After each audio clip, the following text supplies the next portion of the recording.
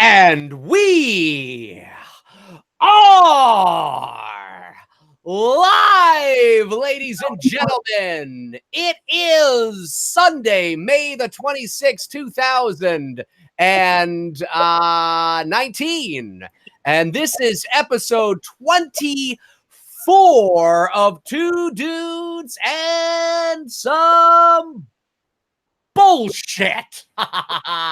Tony, how the hell are you? Dude, you were worrying me there for a moment with the hesitation on the year and the show name. I'm like, shit, is Alzheimer's already creeping up on you there, old man? Yes, I am the big 40. And I haven't shaved in like a week and a bit. Like my beard now is just sort of like, it's not existent. I got to shave. I've just been lazy all week and I just haven't shaved, but I definitely need to shave and look a little more appropriate. Yeah, hey, tonight on episode 24 of Two Dudes and Some Bullshit, Tony and I are talking The Exorcist. You got the shirt on. I love it. Shirt on, yeah. And the cool part is that when it's dark, pitch dark, her eyes glow. So I really I like that. When I'm wearing it at nighttime, people are like, yeah, no, dude, get away from me. I like it. I like that. So yeah, in this episode, what Tony and I want to talk about specifically, and you know how we roll here. I mean, we always have sort of the general idea of what we want to talk about, and then we sort of let the conversation unfold organically and let the chips fall where they may and see where the conversation takes us. But specifically, Tony and I are not just going to talk about The Exorcist in terms of what we think of the movie, and because we both like the film, but we want to talk about sort of its cultural impact, not just to the world of horror, but to the motion picture industry as a whole, because very few people sort of understand the level of impact that this movie had. And brushing up on watching a few things to sort of brush up on my knowledge, because it's been a while since I've sort of tackled that. I was reminded that there's very specific reasons why The Exorcist is considered, the scariest movie of all time, or the impact that it had way back in the early 70s. You can't really compare. It's like comparing Apple. If The Exorcist were released today, or a movie similar, it wouldn't have the same impact. Not because it's not good, but again, because it's 2019 and we're desensitized a lot to the things that were very sort of crazy, if you will. Now, I agree with you. Yes, if it was released theatrically, but I don't know if you ever have the same experience that I do. There are literally still to this day that if I ever show the movie to some people, they'll get up and walk out and say, dude, I can't do this.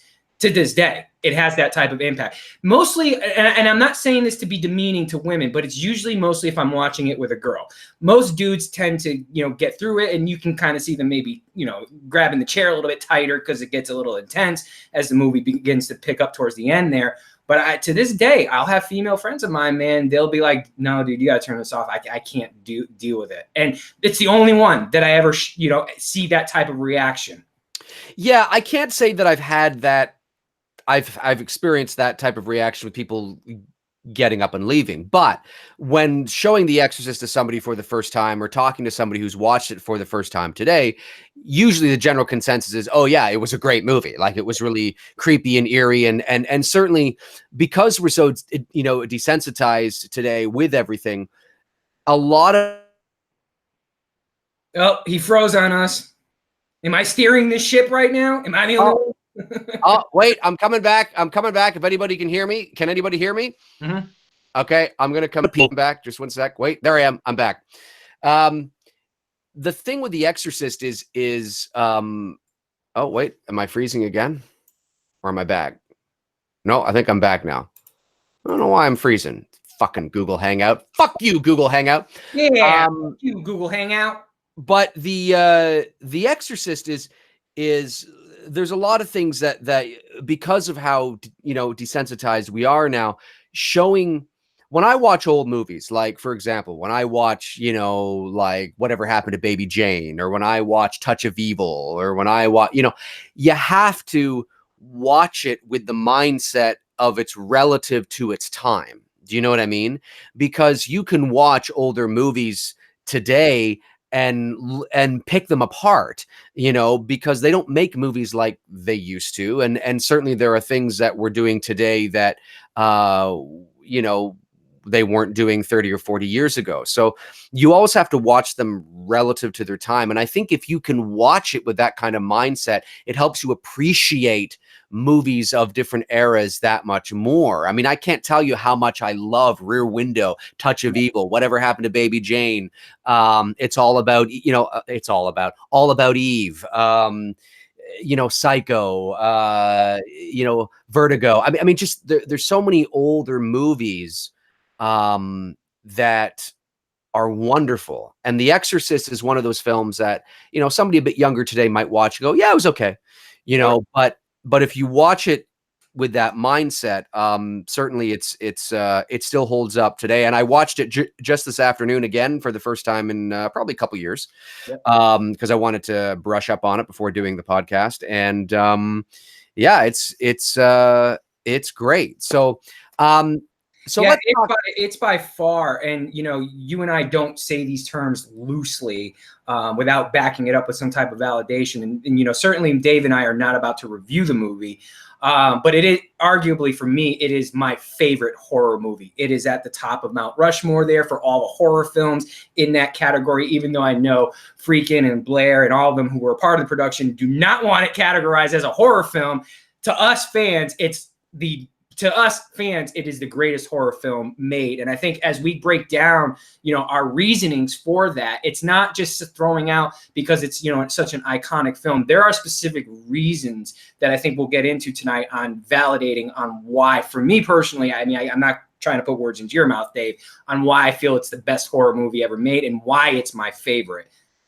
Yeah, no, look, yes, the director and the writer of obviously this story, yeah, they don't really like it when it's classified as a horror movie, and I think the reason for that is primarily because of the deeper themes and the overall sort of message of the movie. When you start to dissect what The Exorcist is really about, like let's not worry about the sensationalism of it and the cool moments. Oh, that's cool, and what a wonderful day for an exorcism. You know, I mean, okay, like all that is juicy and great shit.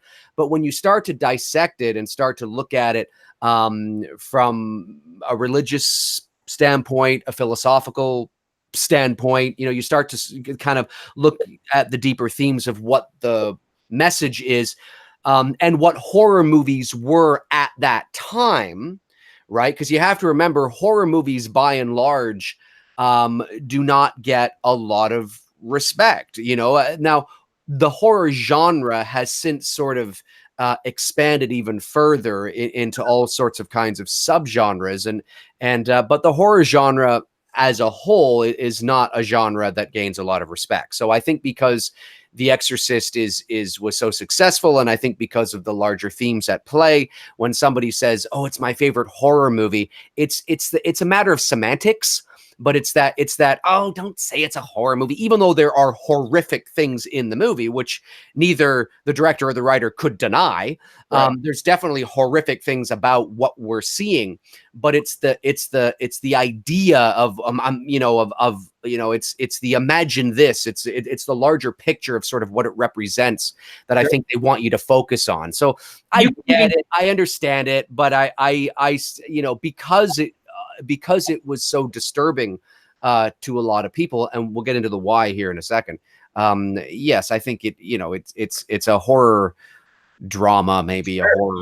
You could even argue and say that it borderlines almost a Christian type movie because it's, you know, finding faith. You know, Damien's dealing with that struggle of faith. You know, feeling that he's lost his faith, but you know, finding that moment in the, you know, during the exorcism where he finds it again. And to me, I always found that moment when he's talking to Reagan's mom and she says to him, you know, is she gonna die? And he looks at her. That's the moment where, you know, the faith that he lost, he is just regained again, and he went back in there with a purpose. So you could argue and say, and I know I've seen Freakin' and I've seen Blatty talk about this on their documentaries, that it's kind of has a religious undertone. Yes, I can see that, but I don't think it'll ever fully be considered a religious movie.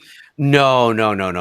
Because the darker, although it has a quote unquote happy ending, and I use that word loosely, the deeper themes are so dark and so disturbing, and the vast majority of the movie and its content is so disturbing and ominous that it's very difficult once the movie is done to be able to sort of feel uplifted in some sort of way in terms of the eternal hope of maybe of what the Christian religion could represent. Now, I'm not Christian. I'm not a religious person, but I can certainly look at things objectively and see those themes in, you know, whatever we're talking about. But yeah, anyway, I was holding this here. This is my Blu-ray copy of The Exorcist. Oh. And the one thing I will say, though, I just want to say this, and this is related, although it's just kind of an annoying thing.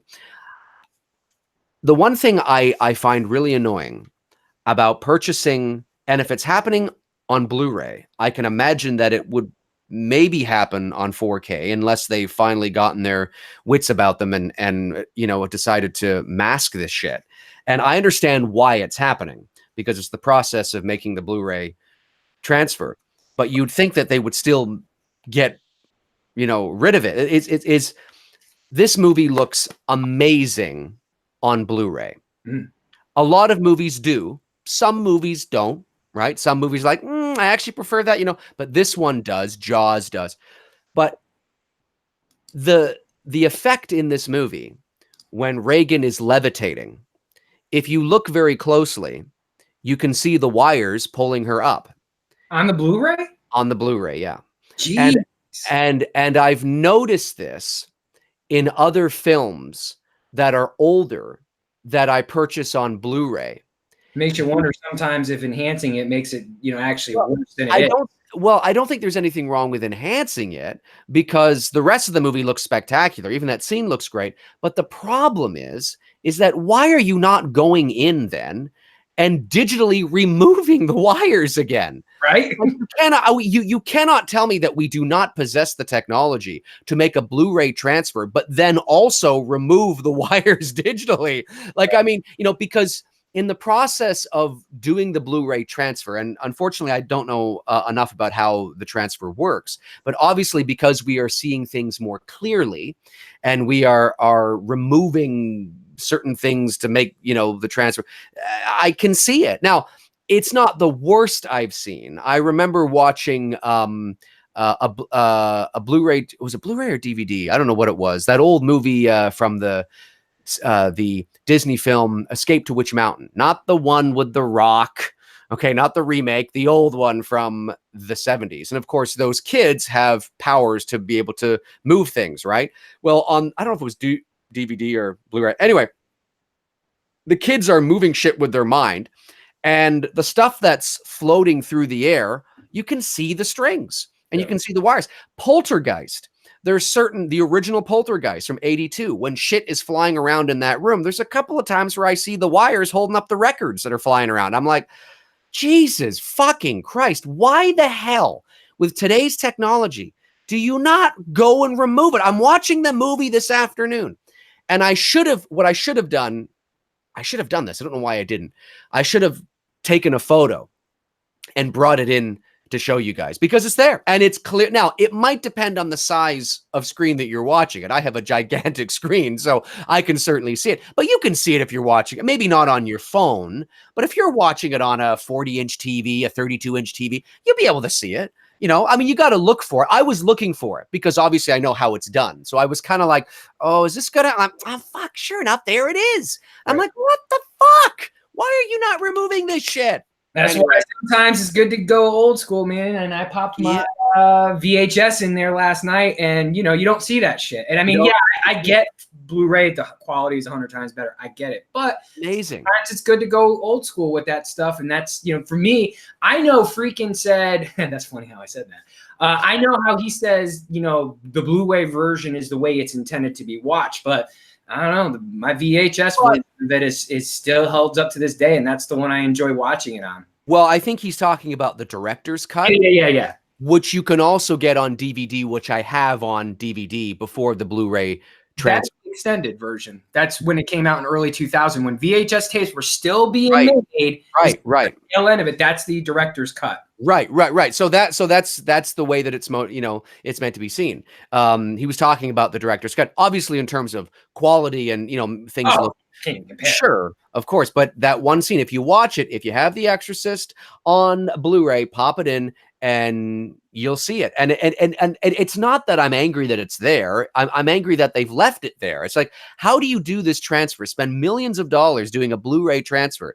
Sure. And you know damn well by doing the transfer, at least you should. If I can see it, you got to be able to look at the scene and go, oh, yeah, there are the wires. That's because of the transfer we did. You know what? Let's go in and digitally take them out. The fuck? Why aren't you doing that? I mean, okay, so you got to spend a little extra money, but come on. You know what I mean? Like I'd be livid if that was my movie and I saw that. I feel so like you just ruined the magic trick. Anyway. Could have been worse. They could have George Lucas the shit out of that scene and add in like a bunch of faces in the background. Well, yeah. No, I know what you're saying. Okay, so let's talk about the cultural impact. Oh, yeah. Of The Exorcist. Now, I was watching a few documentaries, which I had seen, but not in a long time. And it became very clear to me. I was reminded of why The Exorcist was so... and I'm not saying that this is the only reason, but this is... You cannot... I don't think you can... What is it? Understate? Overstate? Understate? Overstate? I don't think you can... Either of those things. Understate, I think, is the right way to go. I don't think you can understate how important this factor is when you talk about people, as Tony has mentioned many times when talking about The Exorcist, people literally fainting when going to the theater, walking out, fainting in the lobby, crying, leaving the theater because they were so scared because what they were seeing was so disturbing. Now, this was not, as Tony and I have talked about, this was not a Blair Witch thing where the vast majority of that was because Blair Witch was shot on 16 and you're watching a home movie on a 30-foot screen and it gives you motion sickness. That's why people, I'm not saying people weren't scared, but I worked at a theater when the Blair Witch came out and that was why people were getting sick. There weren't too many people getting sick necessarily, but it was more fainting, crying, leaving, disturbed, don't want to go in there. And you have to remember the time. What is it? 73, right? 3. So, and it's a very different world. There was no internet. It was a very different time over 40 years ago.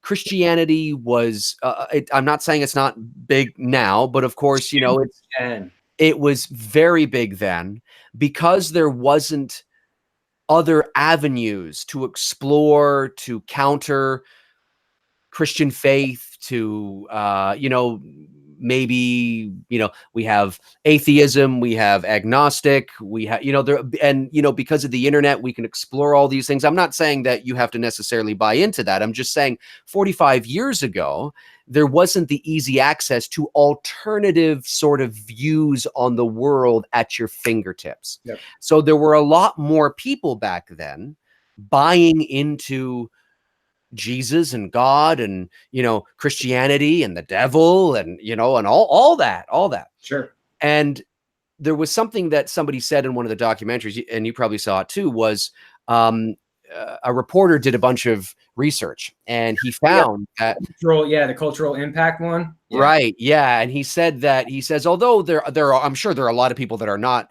religious that are finding it hard to watch too. He says the vast majority of people that are finding it particularly difficult to watch are those who are very religious. Yep. And when you think, and of course that makes sense. I mean, you think of the content of the film, you think of the era the era this movie is coming out, we're not that far removed from the 60s, folks. No. Okay. Nobody has seen a movie like this, let alone with this sort of religious connotation, religious impact, and that sort of visual representation of the ultimate bad guy in the Christian faith, right? Because remember, it's not that she's the a demon. She's apparently the devil himself, right? So I mean, I can only begin to imagine, if I was very religious, what that would be like to go in to see this movie and to see, I mean, it's like blasphemous all over the screen. Like, I mean, just, fuck me. I could only imagine how deeply disturbing that would be in 1973. Not only did that, but you have the innocence of a child that this is into, which is even more like, what the fuck? Right.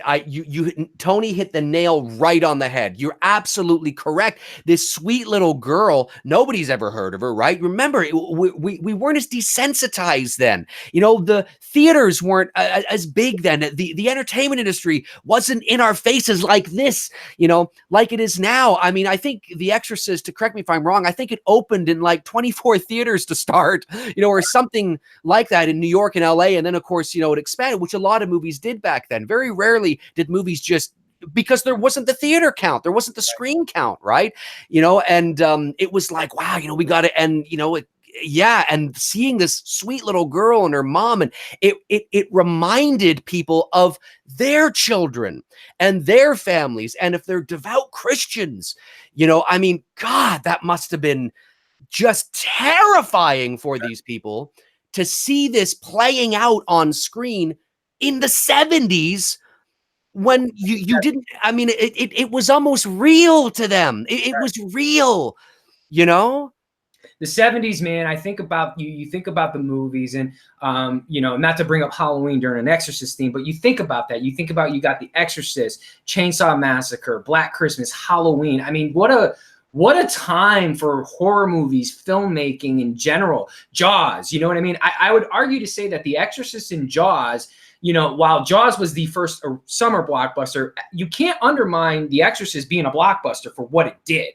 You know what I mean? When you're talking, people are standing in line. The cultural impact documentary that I watched last night, there's a girl being interviewed on the news, and she's talking about how we waited in 4 hours, we couldn't get in. We went back around, waited another 4 hours, couldn't get in, came back again today, waiting another 4 hours to try to get in. Like, people don't understand, man. Like, lines were lining up around the block to get in to see this movie. And I take nothing away from what Avengers has done and the success of the MCU. I think it's great.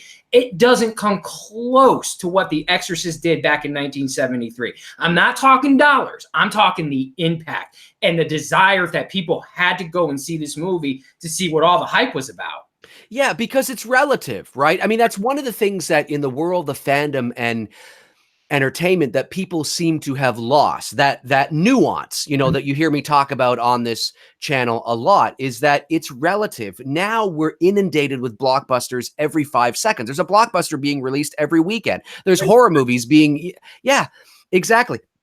In 1973, obviously it was 6 years before we were born, but 6 years, 1, 2, 3, 4, yeah, 6 years. But certainly we are old enough to remember a time when it wasn't like today, and when a blockbuster, when it was announced, like, oh, have you seen that movie? I haven't seen that movie. You got to check out that movie. There was this mystique about it, whether it was The Exorcist, whether it was E.T., E.T. is a bit of a bad example because that was more in the blockbuster era.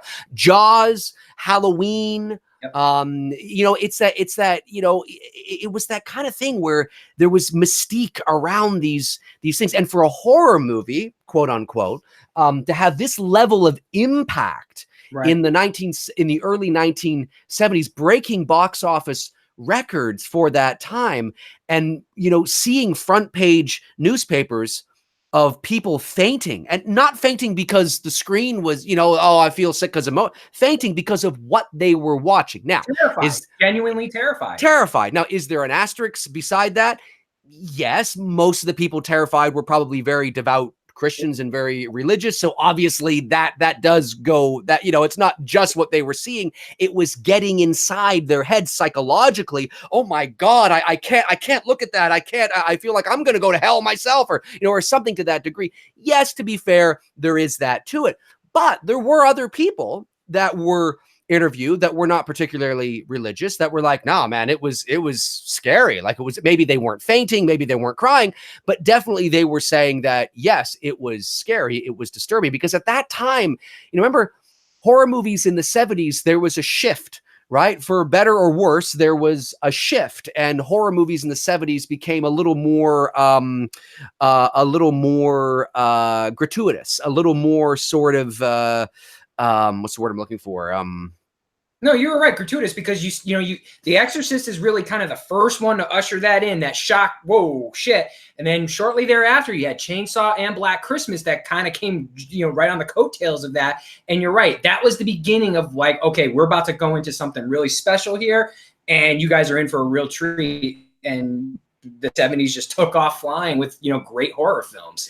It did. Well, yeah. And you can't forget, you know, The Hills Have Eyes, and, you know, I mean, yeah. And right. And those movies are a little more, not quite on the same level as The Exorcist, but the level of impact that The Exorcist had was unbelievable. And I think all directors and filmmakers like, oh, okay, we can go here. Okay, let's do this. And that's where you get Craven doing Hills Have Eyes and The Last Left, and, you know, oh God, what's the director's name for Black Christmas? I'm drawing a blank. Oh, Bob Clark. Bob Clark, right? You know, and Hooper with Chainsaw, and Carpenter with Halloween. You know, when The Exorcist hit the screen, I think every director said, "Okay, now we can have fun."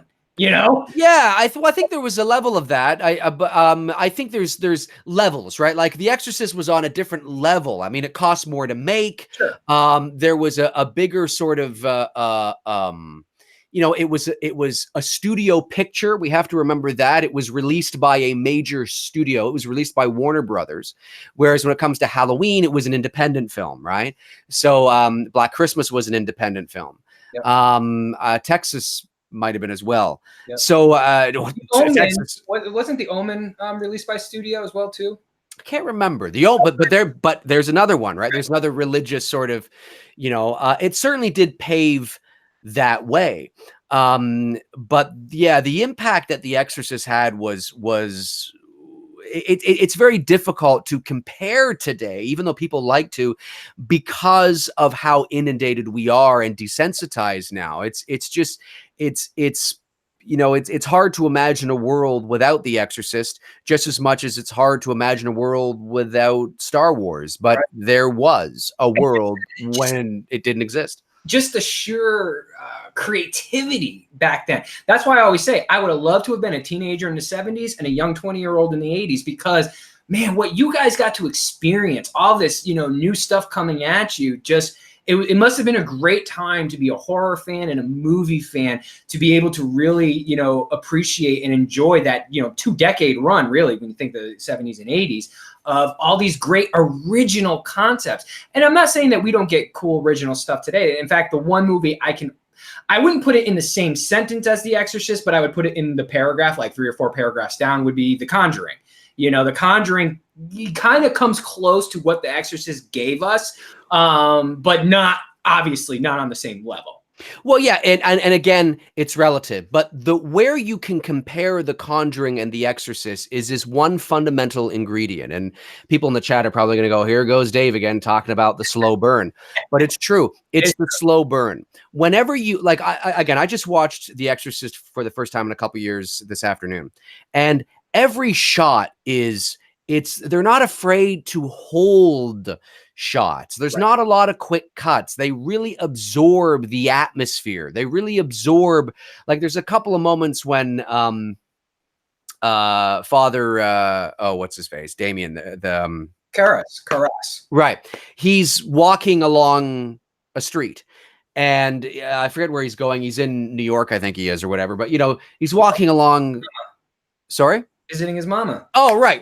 Yeah, he's walking along the street, and the camera is not cutting to a close-up of his face walking, and then up his, and then, he looks up and they cut to a close-up of his face, and then they cut back to over here, and then they cut for a shot of him coming into the building, and then they cut with a shot of him behind going up the stairs. They don't do that. It's just one long shot, probably on a dolly track, following him along the street, so you can see the garbage cans, you can see the kids jumping on that abandoned car, you can see just really milking the environment, really feeling the environment, and it's very pensive, each shot carefully calculated, and it's an art, because we get a lot of fast cuts, and films today tend to be a little more you lose a lot of that, and The Exorcist does have a slow burn. It's a gradual build, and anytime you can do that, it has to be warranted, okay, but anytime that you can do it well, do it well, and put your audience in the same position as your characters, so you're on this journey together, and you're finding, at the time the characters find out information is the time when you find out information. So it's not like you're a step ahead of the characters, or they're, ahead of you. You're one of the characters. You're in that house with Regan. It can be a really special thing, and to really sort of get into our heads psychologically, like the great scene when Regan winds up in the bed with her mom, and she's like, "What are you doing here, Regan?" And she's like, "Oh, my mom," or she's like, "Mom, my bed was, jumping up and down," or whatever she said. I mean, and then they cut away from that, and it's kind of like, oh, that's planting into our mind. We haven't seen anything yet. There hasn't been anything sensational. I mean, we know the movie we're seeing, so we know it's going to go there, but nothing out of the ordinary has happened. It's planting it in the audience's mind, and then they cut away from that seemingly to something normal. It's kind of like, ooh, that was creepy. Like, how creepy would that be? How fucking creepy would that be? Now, I don't have any kids, but for those of you that do, right? You're in bed and you wake up in the morning and there's your daughter or your son lying in bed, and they're like, with you, and you're like, what are you doing in here? Are you okay? Did you have a bad dream or something? And they're like, oh, it's just my bed was jumping up and down. I just fuck, what the fuck are you talking about? Well, I use The Conjuring as an example, and I put it in this, not in the same sentence, but in the same paragraph, because you take the same scene now with the two girls in The Conjuring, and they're in the bedroom. You don't see what's in the corner, but something is there because the way the actress is playing it off. And That's the same thing with what you just brought, with the Linda Blair and her mom scene, and she's in bed there. You don't see the bed shaking, but it's just that disturbing feeling like, and the mom just kind of sort of brushes it off, and you're like, well, wait a second, what the fuck? The Conjuring did that. That's why I use The Conjuring as an example, because they used that same, bar, as far as what The Exorcist did, but that same principle of how to effectively get that burn across to your audience without revealing it. Because The Conjuring could have cheap shot it and maybe you saw eyes or some shit, and that would have, it might have scared people, but not have the same impact. Absolutely. That's where I was. That's where I was going with that. You're absolutely right. Is The Conjuring, although it's a more modern film, of course, that's, anytime I haven't met anybody who's watched a movie like The Exorcist or like The Conjuring or has that slower. I'm not saying all movies that have slow burns are good, but what I'm saying is that when you have a movie that does it well, I've yet to meet anybody who's been like, oh, I don't fucking like that. Because we're all afraid of the same things. That's why fear is universal. Comedy isn't.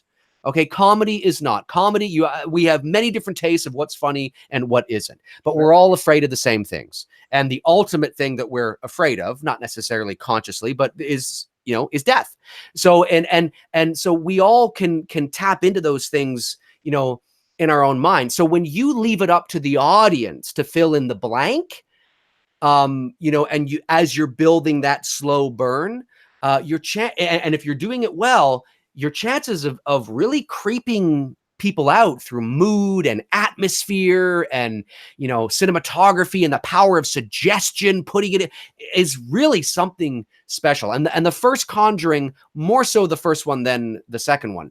The first Conjuring had that. The first Insidious had that as well. It was one of the things I loved about that first movie. Insidious was, it always ends up getting a little sensational towards the end, as these movies do, because that has to be the payoff.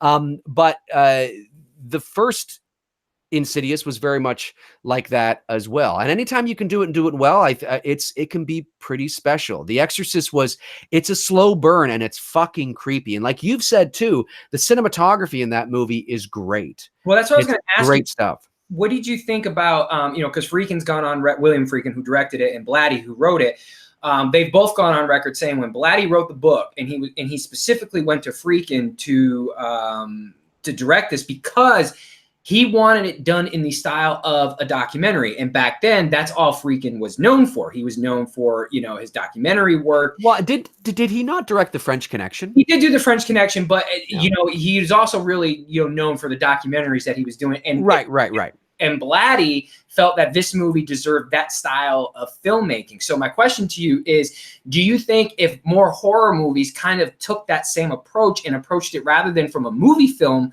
making point of view, but from a documentary filmmaking point of view, would that change the way horror movies are made even today if they took that similar approach that they did back then with The Exorcist? And do you feel that that's why The Exorcist is so successful, because it was specifically shot like a documentary?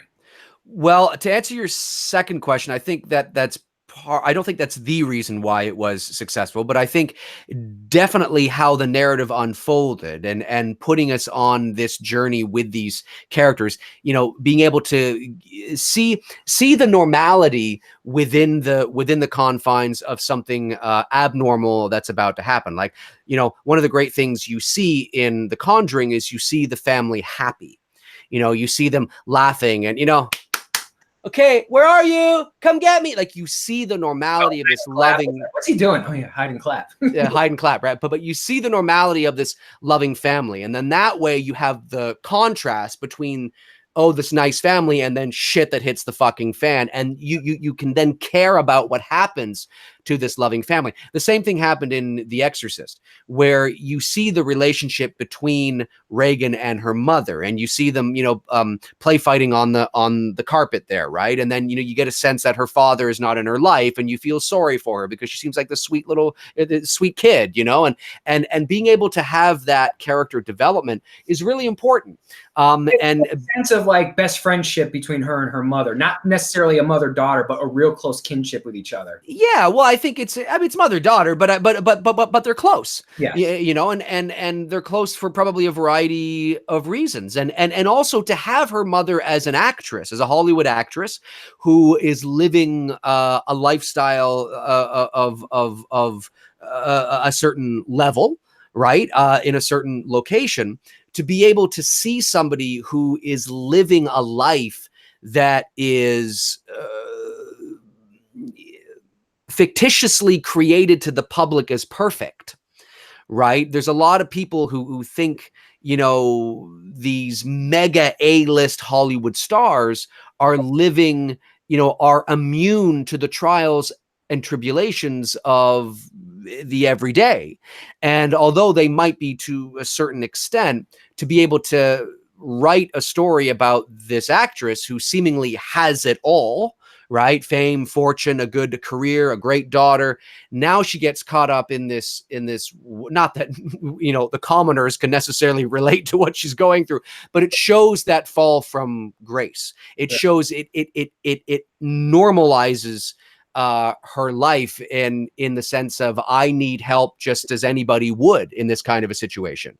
I need to go to the doctors. I need to go to, I'm not immune just because I'm an actress who's successful. I'm facing a real life, quote unquote, situation here. So that way, which makes it so I don't know the word I want to use, but it makes it when you have this atheist actress who now is being pushed to the brink of, she's got no other choice. Science is not helping her out. Doctors are not helping her out. And now she's got to go to a priest. And I thought that was a very compelling story arc for her character, that she's broken down so much here. She's doing whatever she can to save her daughter. And I love it how, again, going back to what you talked about, the slow burn there, where when she finally, I love the little dance between her and Father Damien Caress, played by the late Jason Miller. He sees her at the beginning on set. She sees him, as she's walking home one day. They don't really interact with each other. And then finally they meet. And then she's asking her all these questions. to the lead up of, and what do you do going about getting an exorcist, you know, rather than getting straight to the point. Because I feel like with her character and the way she played it, she's playing that atheist character so well that it's almost like painstaking for her to say, because she has to admit the fact that there is a God and there is a devil, and the devil's taking over my daughter. Right. Yeah. I think is it confirmed that she's atheist, or is it just confirmed that she's just not particularly religious? Yeah, I mean, atheist. Yeah, not because atheism is a very specific thing, right? It's very in the sense agnostic. That's what I'm saying. You believe, but something's there, but you're not sure. She just might not be a Christian. She might, which I get that sense. I didn't get the sense of watching this afternoon that she was an atheist. But that aside, she wasn't a religious person, right? And a religious person has to turn to, you know, a religious practice that even in the film hadn't been done in, you know, 400 years. Right. So, you know, that her character arc is great. What was the first part of the question you asked me? I fucking went off on a tangent. Oh, the documentary style. Yeah, I think what I not to take it literally, like not to shoot it literally like a documentary, but I think what makes the horror movies that I like, and it's not to say that I don't like a good slasher movie every now and then where there's a lot of blood. Okay, great. But blood's not scary. Blood's just gory.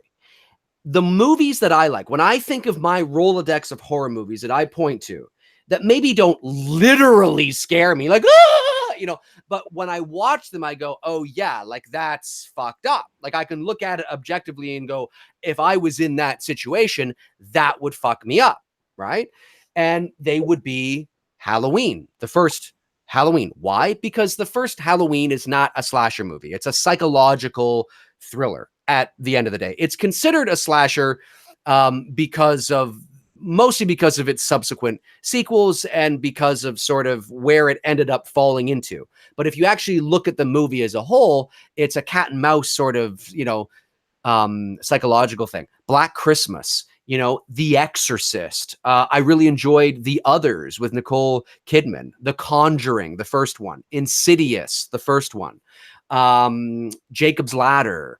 You know, like when I go through my Rolodex and I look at, you know, Rear Window, you know, I can go back even older films as well. When I look at the horror movies that I tend to really like and go, yeah, that's kind of fucked up. Not literally scaring me, but they all have similar things in common, and that's that pensive build. Yep. It's the build.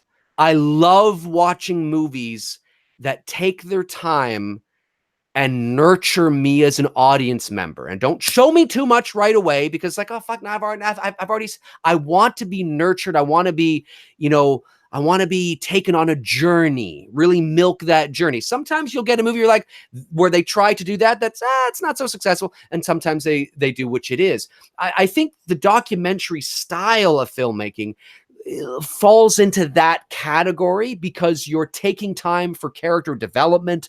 You're crafting your shots. You're focusing on mood and atmosphere. Like and in that sense, obviously it's not literally a documentary, but in that sense, because you're getting to feel for the characters, it almost feels like you're watching the characters living their lives. Like I said, in The Conjuring, we're seeing the girls and the family happy playing those games, the mom and it feels like we're a fly on the wall watching a family objectively. Even though it's a live action narrative and not a documentary, I think anytime it's a matter of semantics, but it's that kind of style. If you do that, you take the time to nurture the characters, develop them, put us in that, position, really work your audience, psychologically. Yes, I think those are some of the best horror movies. If you look at Get Out, same sort of thing. If you look at, and I'm not saying everybody loves Get Out. I'm just saying when you look at what is generally considered successful or good, or generally revered by the broader motion picture industry and fans, it's usually those types of horror movies. Sure. So yes, I agree. I think one thing that actually is a good segue into what I really would love to talk about here with you briefly is the production of this and the practical effects and how they were able to pull off a lot of the shit that they were able to pull off. I would have loved to have been there that day when Owen Rosman, who was the director of photography, cinematographer for The Exorcist, him and Billy Williams, got a lot of Billies on that set. Yeah. Gonna be really Billy Blatty and Billy Williams. But that day, I would have loved to have just been there, and the reaction that they must have got when they got that shot with Max showing up to the house. I mean, it's arguably one of the most iconic shots ever taken in cinema. And I'm not saying that loosely. I mean, it literally is one of the most iconic shots. Perfectly lit. I would have just loved to have been there that day, and the goosebumps they all probably got, like, holy fuck, what did we just capture here? Oh yeah, when they were looking at the dailies, looking at that, I know I would have been like, yeah, but at the same time, that shot, it was deliberately crafted to look like that. So they had an idea when they were shooting it what it was going to look like. Even through the monitor, I probably would have been like, yes. Oh, absolutely. Yeah. Oh, it's a great shot. You know, and then here's the thing, you know, this is pre-Steadicam. So they don't have a Steadicam. I saw in behind the scenes, they literally made this like chair, like, you know, rig, yes, big, like a swing for the cinematographer to sit in while there's that transition of them going up the stairs, you know, to Reagan's room, and it's that Steadicam style shot. I mean, that's some innovative fucking shit. Or when Reagan grabs the doctor by the cojones there, and he has that like fall down effect. They literally had to build a contraption for Freakman to get that shot that he wanted. And I mean, you can go on and on here, but the creativity that these guys did back then to pull off it, even, okay, you know, I know you mentioned it earlier, the levitation on the bed, you know, today they would have done that shit CGI, and I don't think it would have had the same impact as it does then. I think, you know, obviously if you can CGI the wires out on the Blu-ray, you got to do that shit. But the effect is so realistic looking that if they did it today, it would be CGI, and I don't think it would look just as good as the whole, even like her makeup, I think would be CGI. And, you know, Dick Smith, who did the makeup for The Exorcist on both Max and Reagan, Linda Blair, did a phenomenal job, because we were talking about this before the stream. And, you know, when you look at Max now, today, he looks like the priest that he played back in 70, probably, I'm going to guess 72 when they filmed this, because it took them like 9 months to film. That just goes to show you the quality of the artistry of the people who were working on this and put this production together. That what you said earlier in the stream, if this movie was made today, it wouldn't be as good, because they would be heavily relying on CGI. And there's just something about that practical effect, the practical makeup effect, you know, the practical effect of the head spin and all that shit. It works, and it worked so well because you had a great creative team of people putting it all together. Absolutely. I couldn't agree more. I mean, because you didn't have the, you know, there's a saying in making movies, which, you know, it kind of gets teased, which is, we'll fix it in post. And, you know, in some cases that's good. It's good that we have the technology we do today to be able to fix something in post, or to fix a shot, or to, you know, whatever it is. But I think a lot of filmmakers today, it can become very easy to rely on certain things. But back then you had to build everything, and you had to be innovative, and you had to be on your toes. And like Tony was saying, I mean, this was a number of years before the Steadicam, and they actually built a rig that they were pulling on, and the DP was in the chair, or the camera operator at least, was in the chair. And they're going up, because the entire interior for the house was a set. It was a 3-story set. Yeah. It was not a real... Right? They made it in New York City? Correct me if I'm wrong. Yes, it was in New York. Okay. So that interior does not exist. Now, maybe somebody has since built a house that, you know, to look like that. I don't know. But her room, wasn't her room an extension? Like the real house, it doesn't have that extension to get so close to the stairs that they built it. Her bedroom was also part of the set. Okay. But they actually built, they built on to the exterior so they could get closer to the stairs, because there was no overlooking thing there for the exterior shots, they needed something that looked like they could actually get close to the stairs. But that rig and watching them come up, and it's very effective, and it gives you this sense of urgency. And when the doctors come over and the housekeeper is taking them up the stairs, and it's not a steady cam, they're on a chair and they're pulling the rigs.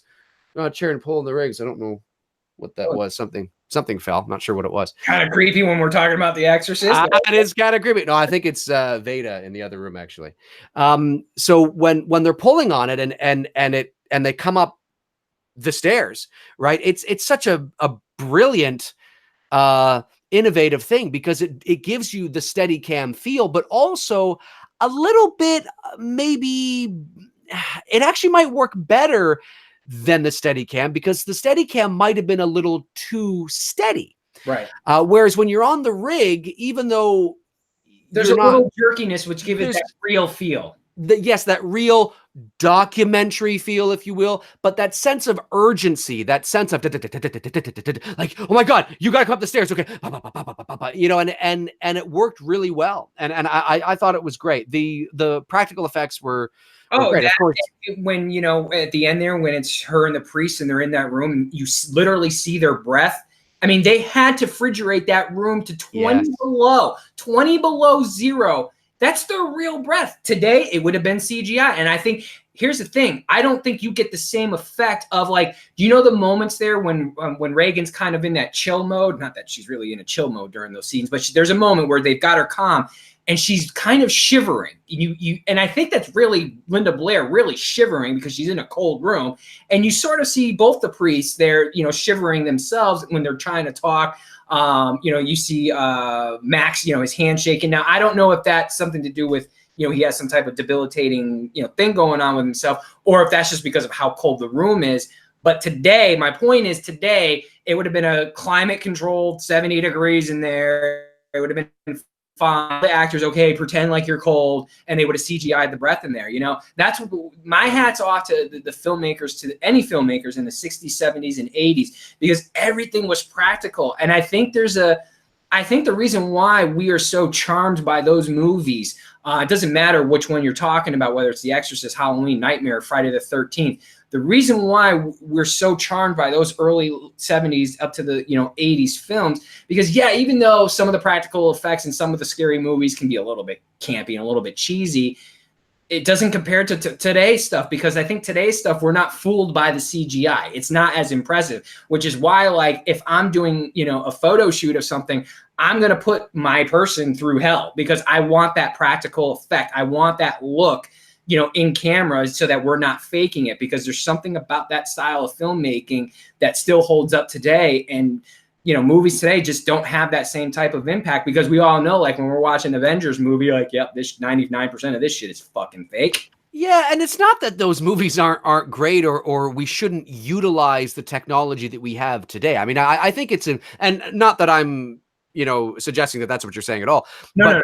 But to add on, to what you're saying, computer generated effects is extremely important, and we must continue to use them. It's making movies, although they become more expensive, they become less expensive in some ways, because we're able to utilize computer technology, and we're able to do things faster, and we're able to do things that we could not do before. And and absolutely, the problem is the reliant on them. And when you can find that happy medium, that blending, which would be, like, for example, I not to take anything away from what you said about the refrigerating the room down to a really cold temperature so you could see the breath. I mean, that's amazing. And they really did do that. Right. And back then, I mean, making, independent films, or I remember making films in high school and in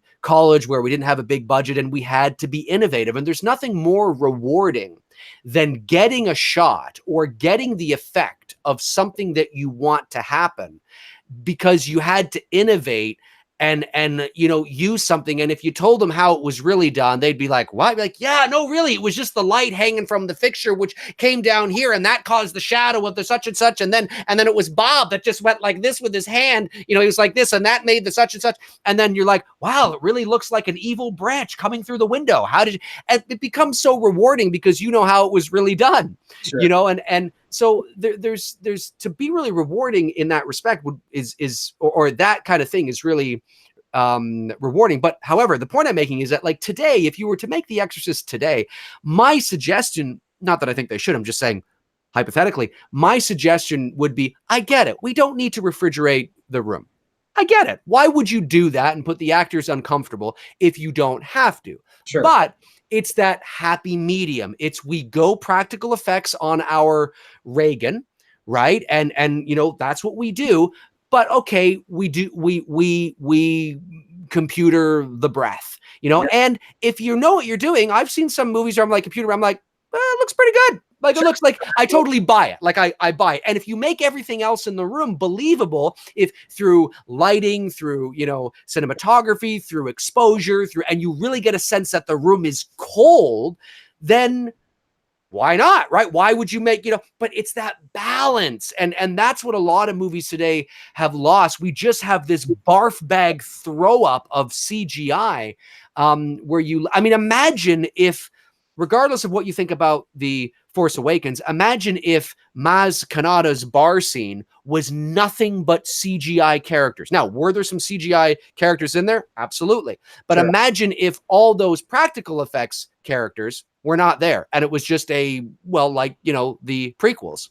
Right. You notice it. It becomes too shiny and too pristine. And that's what was so great about The Exorcist too, is that you really feel like when Max von Sydow is in Iraq, he's really in Iraq, and you can right. see the, you know, the sweat on his desert. Yeah, you can see the sweat, you can see the dirt, and you know when what's his face, you know, Damien is running around the track, you know, like you said, you can really feel it. That scene with Damien running around the track is one of my favorite scenes because it's shot in the fall. Well, it was shot. It took them 9 months to make this movie, which is crazy. But not crazy because back then that was kind of the norm. Especially a movie like that. Especially a movie like that, for sure. But that one scene, I literally feel like, okay, if you're from New England or Canada, same thing. You're from that northeast corner of the country. When it's fall, you know there's a certain smell in the air. There's a certain, just a feel to it. And that scene of the police officer watching Damien run around the track, I literally feel my home state of Connecticut. I can like literally smell the leaves on the ground of the moisture and whatnot. And you all know that smell that I'm talking about if you're from Canada. Yep. And that's what I love about the filmmaking of The Exorcist. It brought me into it, that I'm a part of the atmosphere, and that's fucking hard to do. It's hard to do, but when you can do it and do it well, it's really beneficial. Mood and atmosphere. I'm, the mood and atmosphere guy, but you gotta get a shirt on that one, man. I do, but I should. But the reason why I'm such a huge proponent of it is because I want to feel what I'm watching.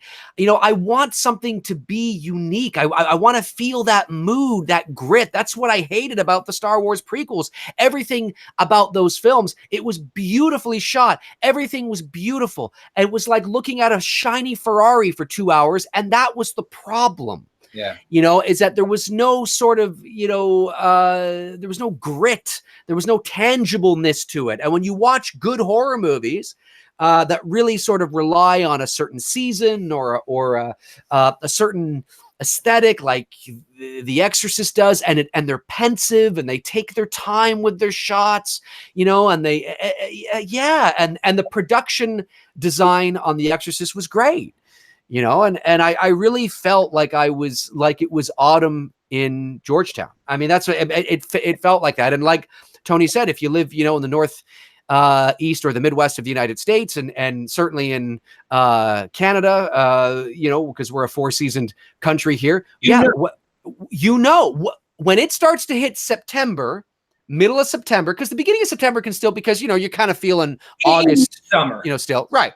Yeah. Right, exactly. But when you start to hit the end of September and beginning of October, there's that cool, crisp, as I like to call it, that campfirey smell in the air. Yes, and right? it's there permanently, and that's one thing I miss about the Northeast, or like where you're from.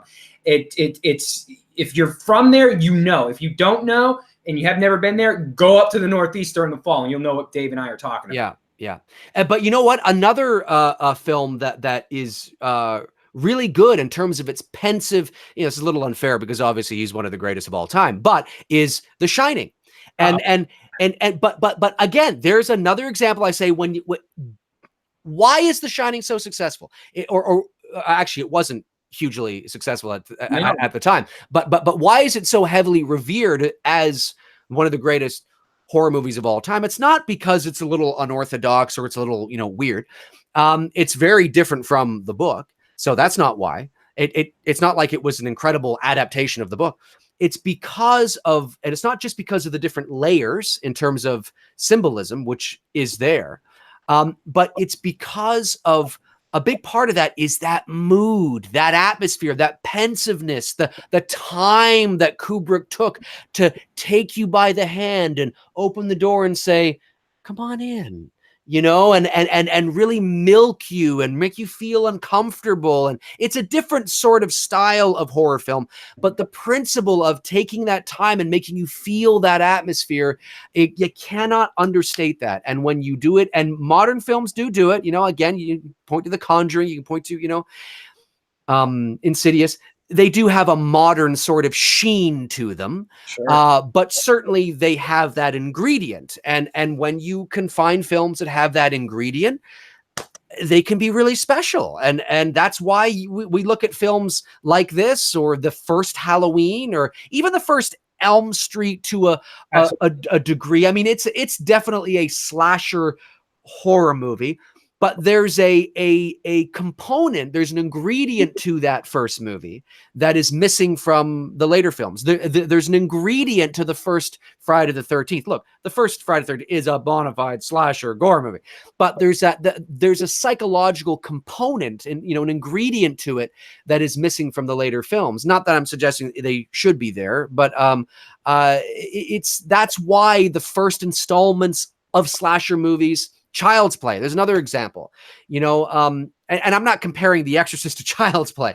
I'm just saying that there's an ingredient in those first installments that you tend to see in the more revered horror movies, and I can't understate how important they are. The cinematography in The Exorcist is so good.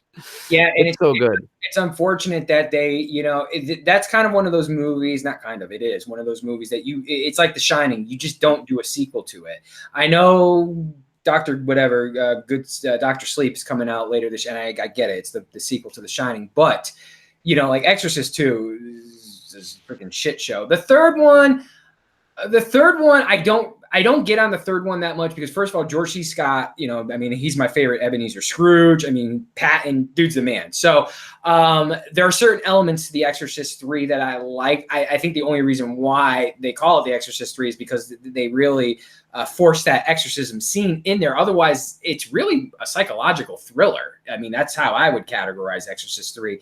The other one, was it Legion? And there was like another one I wasn't really particularly fond of. Well, The Exorcist 3 should have been called Legion.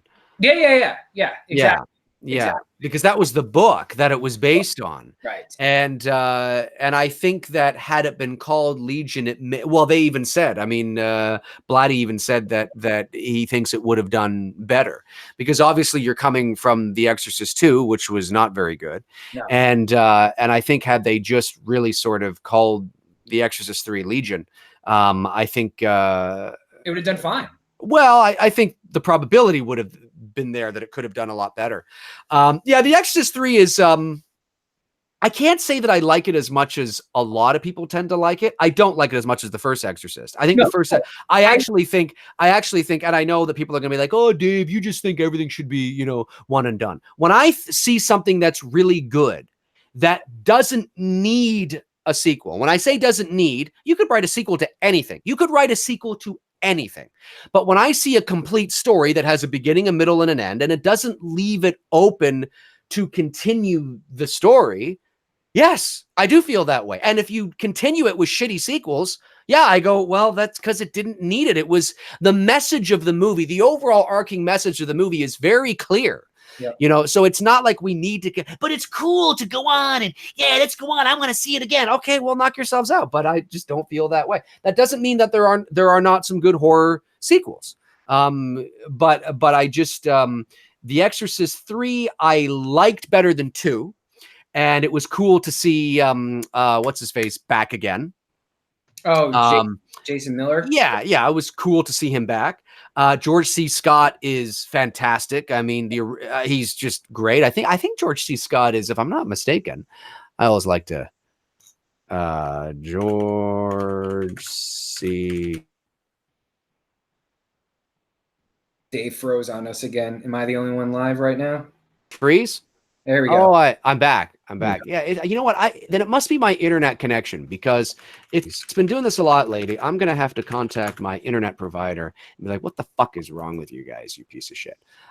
George C. Scott. Yeah, he was. Yeah, he was in The Changeling, which was a Canadian horror film. That's another great horror movie that had a nice slow burn, not the one with Angelina Jolie. That's a completely different movie. But anyway, yeah. So it's just I liked it better than the first Exorcist. The second Exorcist. And I thought it was fine. But where it was coming from, the bar that it was set was not very high in terms of the sequel to The Exorcist. So I thought it's fine. You know, I thought it was all right. But I don't think it. I think it pales in comparison to the original. But I thought it was okay. I thought it was okay. It's too bad that wasn't the sequel, the direct sequel, because that might have been a nice kind of 1-2 sort of thing.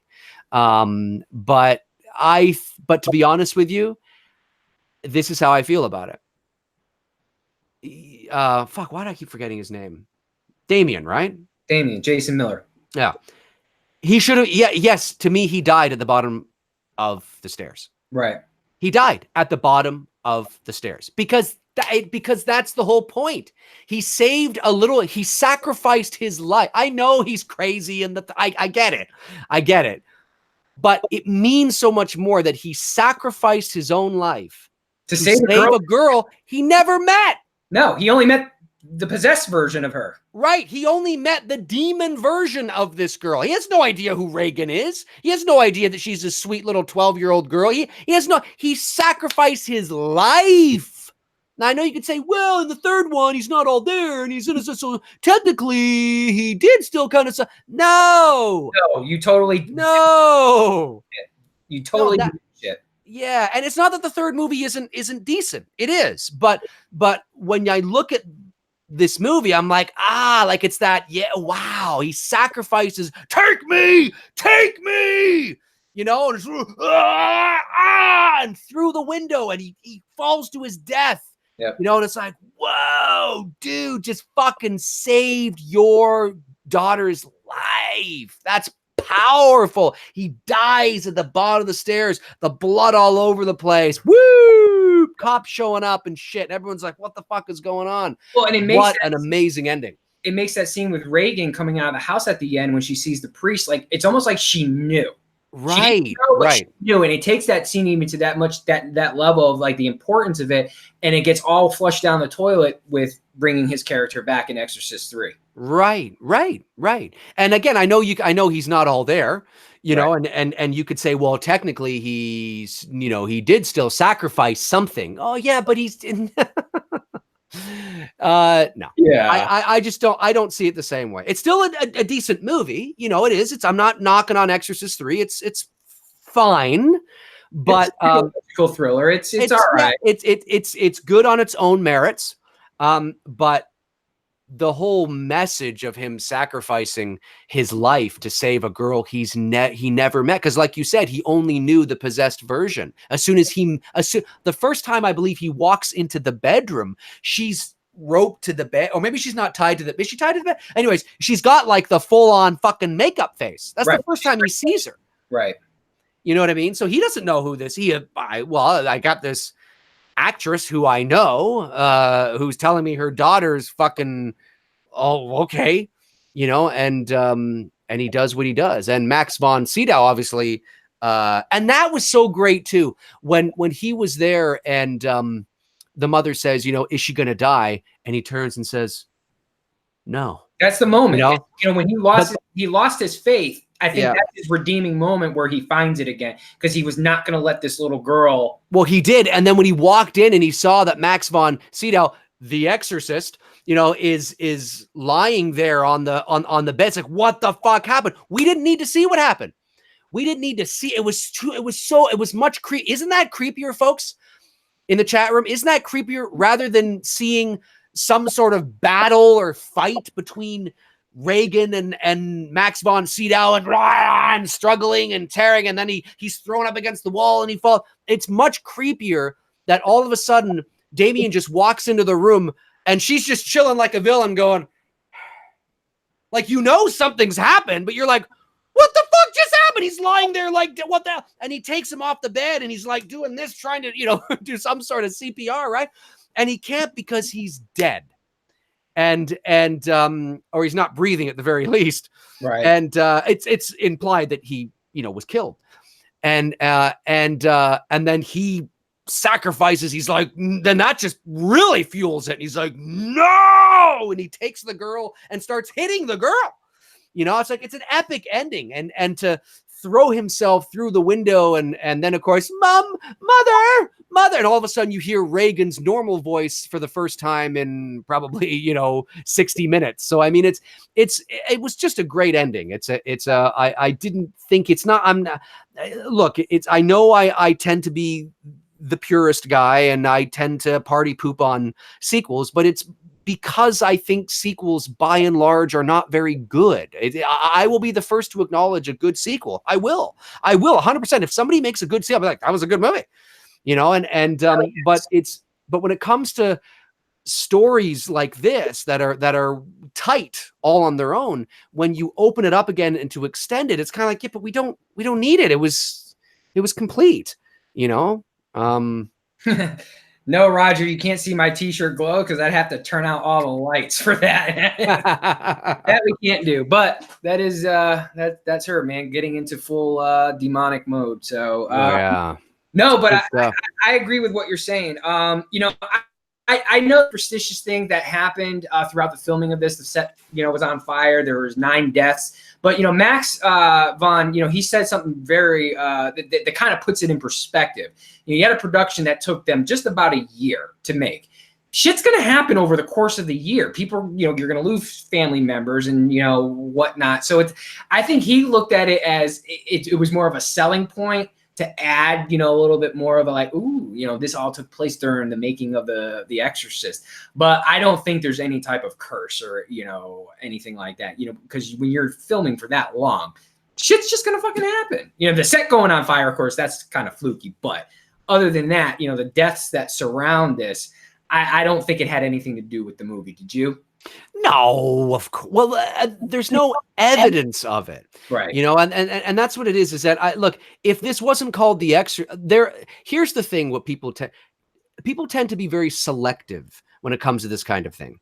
We tend to only focus on the hits, but we forget about all the misses. Right. There have also been a lot of movies that have been made over the course of 100 years where a lot of family members have died during filming as well. But because they're not called The Exorcist, we don't pay attention to them. We only pay attention to the deaths on Poltergeist and the deaths on The Exorcist. Yeah, but what about all the deaths on all the other movies that had nothing to do with anything supernatural? Well, we don't pay attention to those, Dave. Come on. You know what I mean? So it's no, you're right. Oh, no, it's true. It's, you know, like you said, when you're going to make, you know, I mean, look, my mom and dad, sadly, passed away 2.5 months apart from each other. Now, that's not, I wouldn't say that's particularly common, but, you know, a lot of shit can happen in 9 months, yep. Right? And so who's to say that, you know, Bob on set loses his dog? Okay, but was his dog old? And Mary on set lost her mother. Right. And June on set has a friend who lost her grandmother. That's literally, you know, you're not, you know, verbatim saying what Max says, but that's pretty much what Max said. Like, people were dying of like natural causes. The fire, yeah, that's okay. You can, you know, a little creepiness to that, but the deaths, a lot of it was really natural shit. And when you film for that long, shit's gonna happen. Yeah, no, it's true, and it's not that it's fun. It's great marketing, and sometimes things it can be creepy, right? Especially when you look at what the subject matter it is. But if you're going to give credence to that, you cannot negate the hundreds of movies, if not thousands of movies, that have been made that we don't know about, where tons of shit has gone down, but we don't know about it, or people have died, but we don't know about it, because the title of the movie was a random comedy, you know? So, I mean, it happens. And a fire on set, yes, it's, you know, but these things, they're not, you know, if you start to dig deep, a lot of shit goes down on set. You know, I've been to a lot of sets here in Toronto, and I know a lot of people who work on sets, and you know, I mean, there's, you know, when you're on a movie for 4 to 6 months, you know, I mean, thankfully in today's day and age, the safety on set has become incredible, you know, because there's a lot of more, you know, there's a lot more at play. Whereas 45 years ago, obviously there were certain things that maybe weren't they put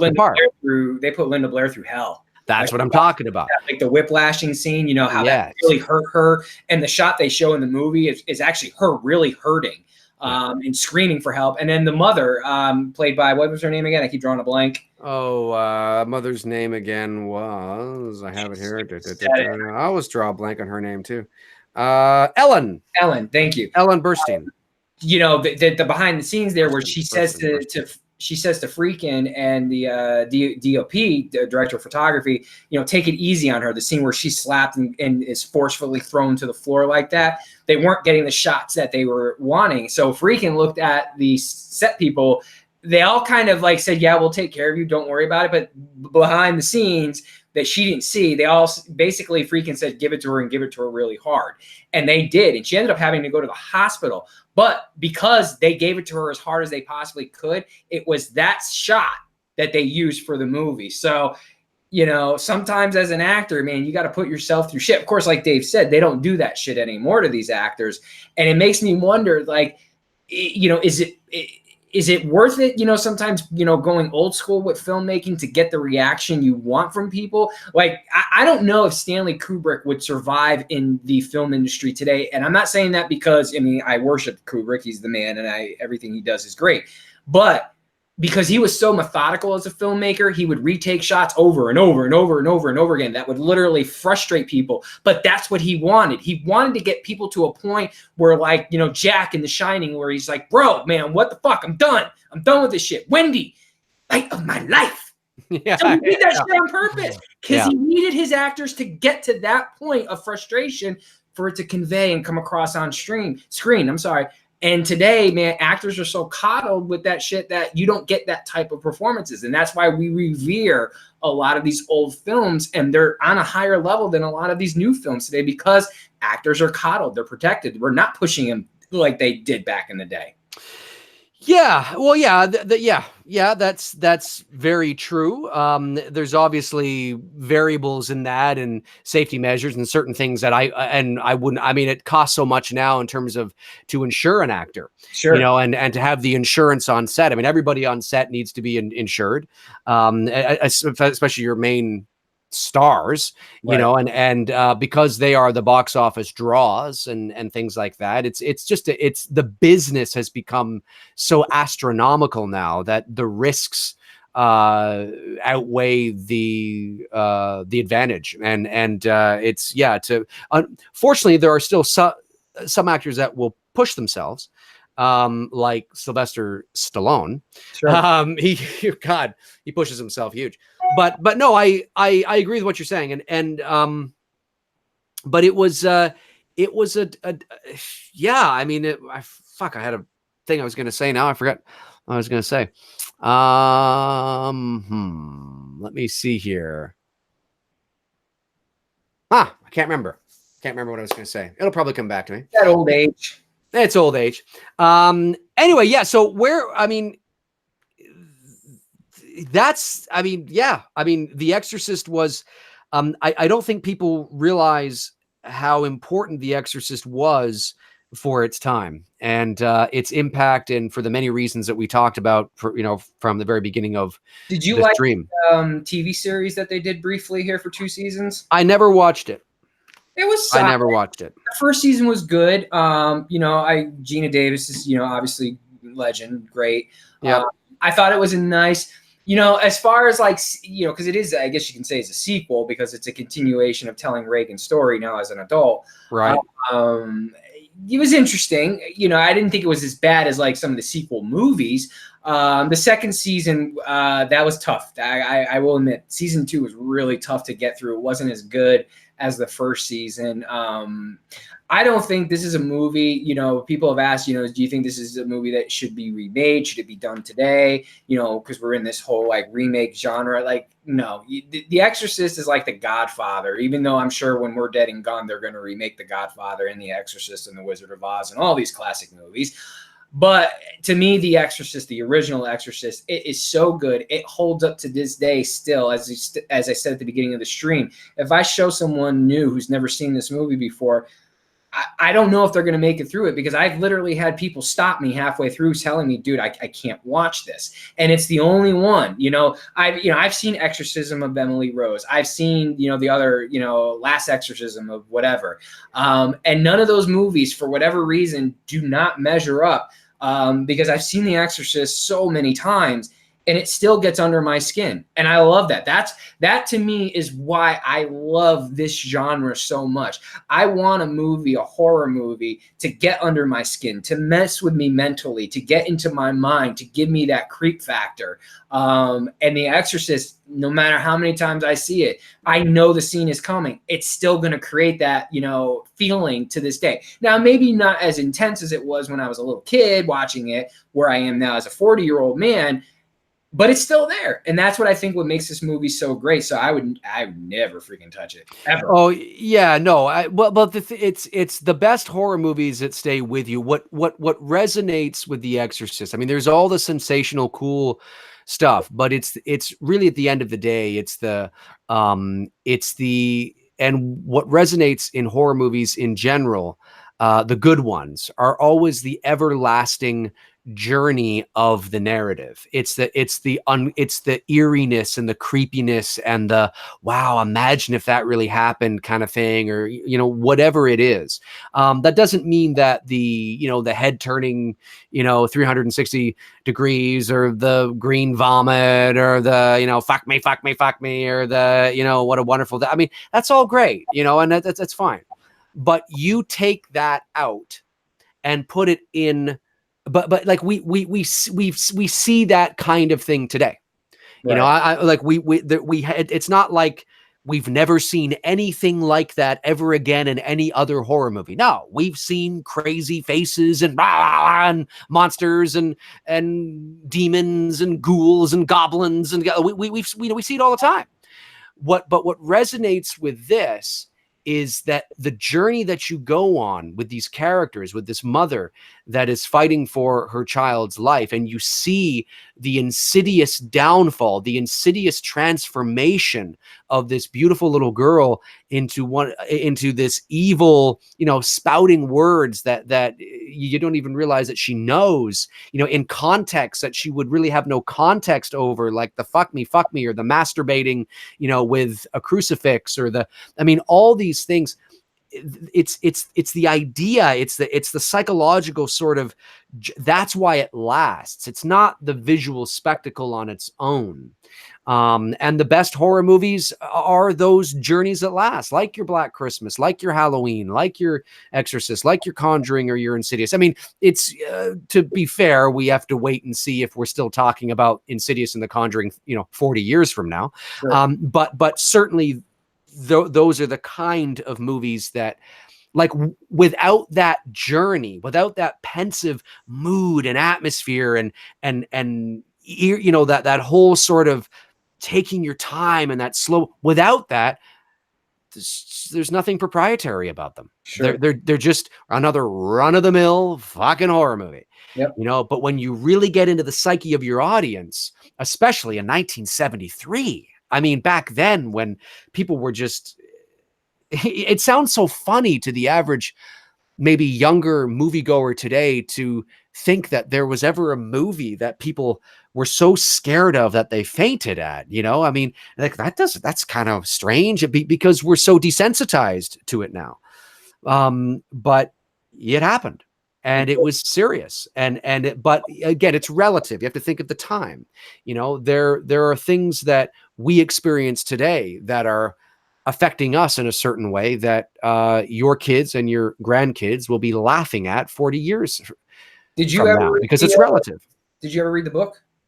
No, I did not. Did you? Yeah, I have it. I have up there. I have the second pressing, which is the 40th anniversary. That's where Blatty added in some more stuff. He extended on some scenes. Highly recommend that. And I also have the second pressing from 1973. Second pressing meaning it's still in the original the way it was written by Blatty back in, I think he wrote it in 68, 69. But the second run, after the first run, you have a second run. I got a copy of the second run.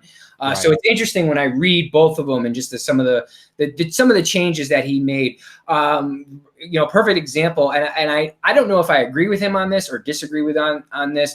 One of the things that him and Friedkin talked about in a interview was the scene that they would have changed and done differently was the spider crawl scene, spider walk scene, where Reagan comes down the stairs all, you know, walking on her on her hands backwards and shit like that. Yeah, that's great. And that was added in afterwards. It was added in afterwards, but what they would have done different, and I don't know if I agree or disagree with him. Added, sorry, in the director's cut. Yeah, right. In the director's cut is the moment before that when she's told Bert dies and she has that moment to turn around and she's on the wall grieving. He said if he had done it today, what he would have done is like the moment she's told, she turns around and Reagan's coming down the stairs so that she doesn't have a chance to actually grieve and process what just happened because now she's seeing her daughter doing this shit. Because you're having two climaxes happening there. Her having her reactions to the death of her friend, and then, oh my God, now here's her daughter. Right. I forget. What happens in the theatrical cut? She's told he's dead, and then what happens? Is it just cut? I think you see her cover her hand like she's seeing something. Is it? No, I almost said it's the scene where she comes down and she's sticking out her tongue and she's crawling, but that's a different scene. That's a different scene that didn't even make it into any cut. Any cut, yeah. Because I know that the spider walk, which is arguably, I mean, everybody finds that creepy, but what a lot of people don't know is that actually was a scene that never made it into the theatrical cut. They didn't see it. We didn't see it till early 2000s, which has now become such an iconic scene that everyone loves. Right, and I agree that it's great. The reason why they didn't do it or they didn't add it in, I read was because they couldn't figure out a way to get rid of the wires. Right. Because it was shot against the background that was very white. It was bright, and so no amount of masking would have been able to get rid of it. So that's why they cut it out. But I forget in the theatrical cut what happens. Does she just? I have to see that. Yeah, in a long time. But I have it. This has both, so maybe I'll pop it in and just fast forward. Yeah, go to that scene and see. And a little bit of the actor who plays Burke. Is it Burke? Burke. Yeah, Burke, I think. Yeah. He I love the hunting hand, goddamn blithering Nazi pig. He actually movies. No, he actually died in 1973. Yeah, like the actual actor. Yeah, natural causes. You know, it didn't have. Yeah, well, it was from some infection or something from the flu or something, or like just something fluky. You know, wasn't curse related, but yeah. No. You know. Yeah, he was 54, and that's sad. It's eerie that his character died in the movie. Yeah. And little did he know at the time that, well, I'm going to be kicking the bucket any moment now. Yeah. So that's too bad. But yeah, I mean, we've talked long and hard here about The Exorcist. I think people should have a good idea of where we stand on how we feel about it and its cultural impact. So what do you say we open up the chat room to the fine folks in the chat room? Absolutely. Hey, congratulations on the Raptors, by the way, dude. Oh, thank you very much. Yes, the Toronto Raptors are going to the NBA Finals. And of course, won. Sorry? When's game one? Tonight or tomorrow? No. It's Thursday. Thursday here in Toronto. And I know that obviously the Raptors are very much underdogs against the dynasty that is the Golden State Warriors. But you know what? Call me crazy. Hey, never know. They're hungry. They're hungry. They did. I know listen, I'm a hockey guy. I know that the regular season doesn't mean anything when it comes to the playoffs. But the Raptors did beat the Warriors the 2 times they played them during the regular season. And they were the only team to, I think, one of only 2 teams in the last 5 or 6 years, I think anyway, to do that, to sweep their regular season series. Now, obviously 2 games is not a huge deal. And it was the regular season. Yeah. But nonetheless, I don't think, I think people who are saying that the Warriors are going to sweep the Raptors, I don't think if the Warriors win, I don't think it's going to be a sweep. I think it might go to 6 games, maybe 7, who knows? But it wouldn't surprise me if the Raptors pull off one of the greatest upsets in the history of sports over the last 10 years or whatever, over the last while, and beat the Golden State Warriors. I'm telling you, I don't know. Yeah, I think everybody. I think. Look, Steph Curry. Great NBA player. What Golden State has done, you can't minimize it. But sometimes, I understand being a Patriots fan. I know everyone wants to dethrone the Patriots. So right now, I want the Raptors to beat the Golden State Warriors for that reason. You want some new blood in there. I get it. So I'm definitely, going to be cheering for you guys. I don't watch the NBA like I used to. I used to really watch it in the 80s and 90s during the days of Michael Jordan, Magic Johnson, Larry Bird. Yeah. It was such a great decade of basketball. Oh yeah. But I keep, tabs. I know what's going on. And you guys played a hell of a series to get there, man. It started off a little dicey, but I told you, I told you, remember like a week or 2 ago, you're like, I don't know. Well, and this is funny because, and we'll get to the chat here in a second, guys. Sorry. But the city of Toronto last night was electric. I bet. It was, and there were some people that were some people south of the border that were making fun of that, going, "Oh, look at them. It looks like they think they won a championship." Well, here's what you have to keep in context. Are the Golden State Warriors going to celebrate becoming the Western Conference champions again like that? Of course not. Of course they're not going to do that. But you also have to keep in mind, it's the only Canadian team, okay? They've never been there. The city of Toronto, which has the Maple Leafs and the Blue Jays as well, we haven't been in a championship since the 93 World Series when Joe Carter hit the home run to win it.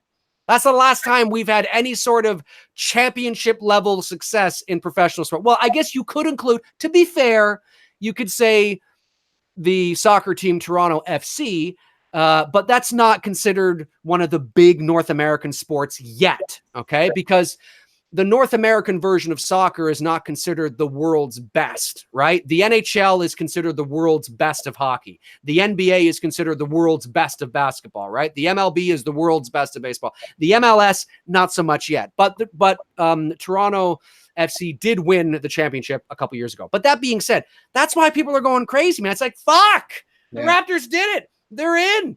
Well, no, holy shit, we have a chance to actually win it. Like, I don't know.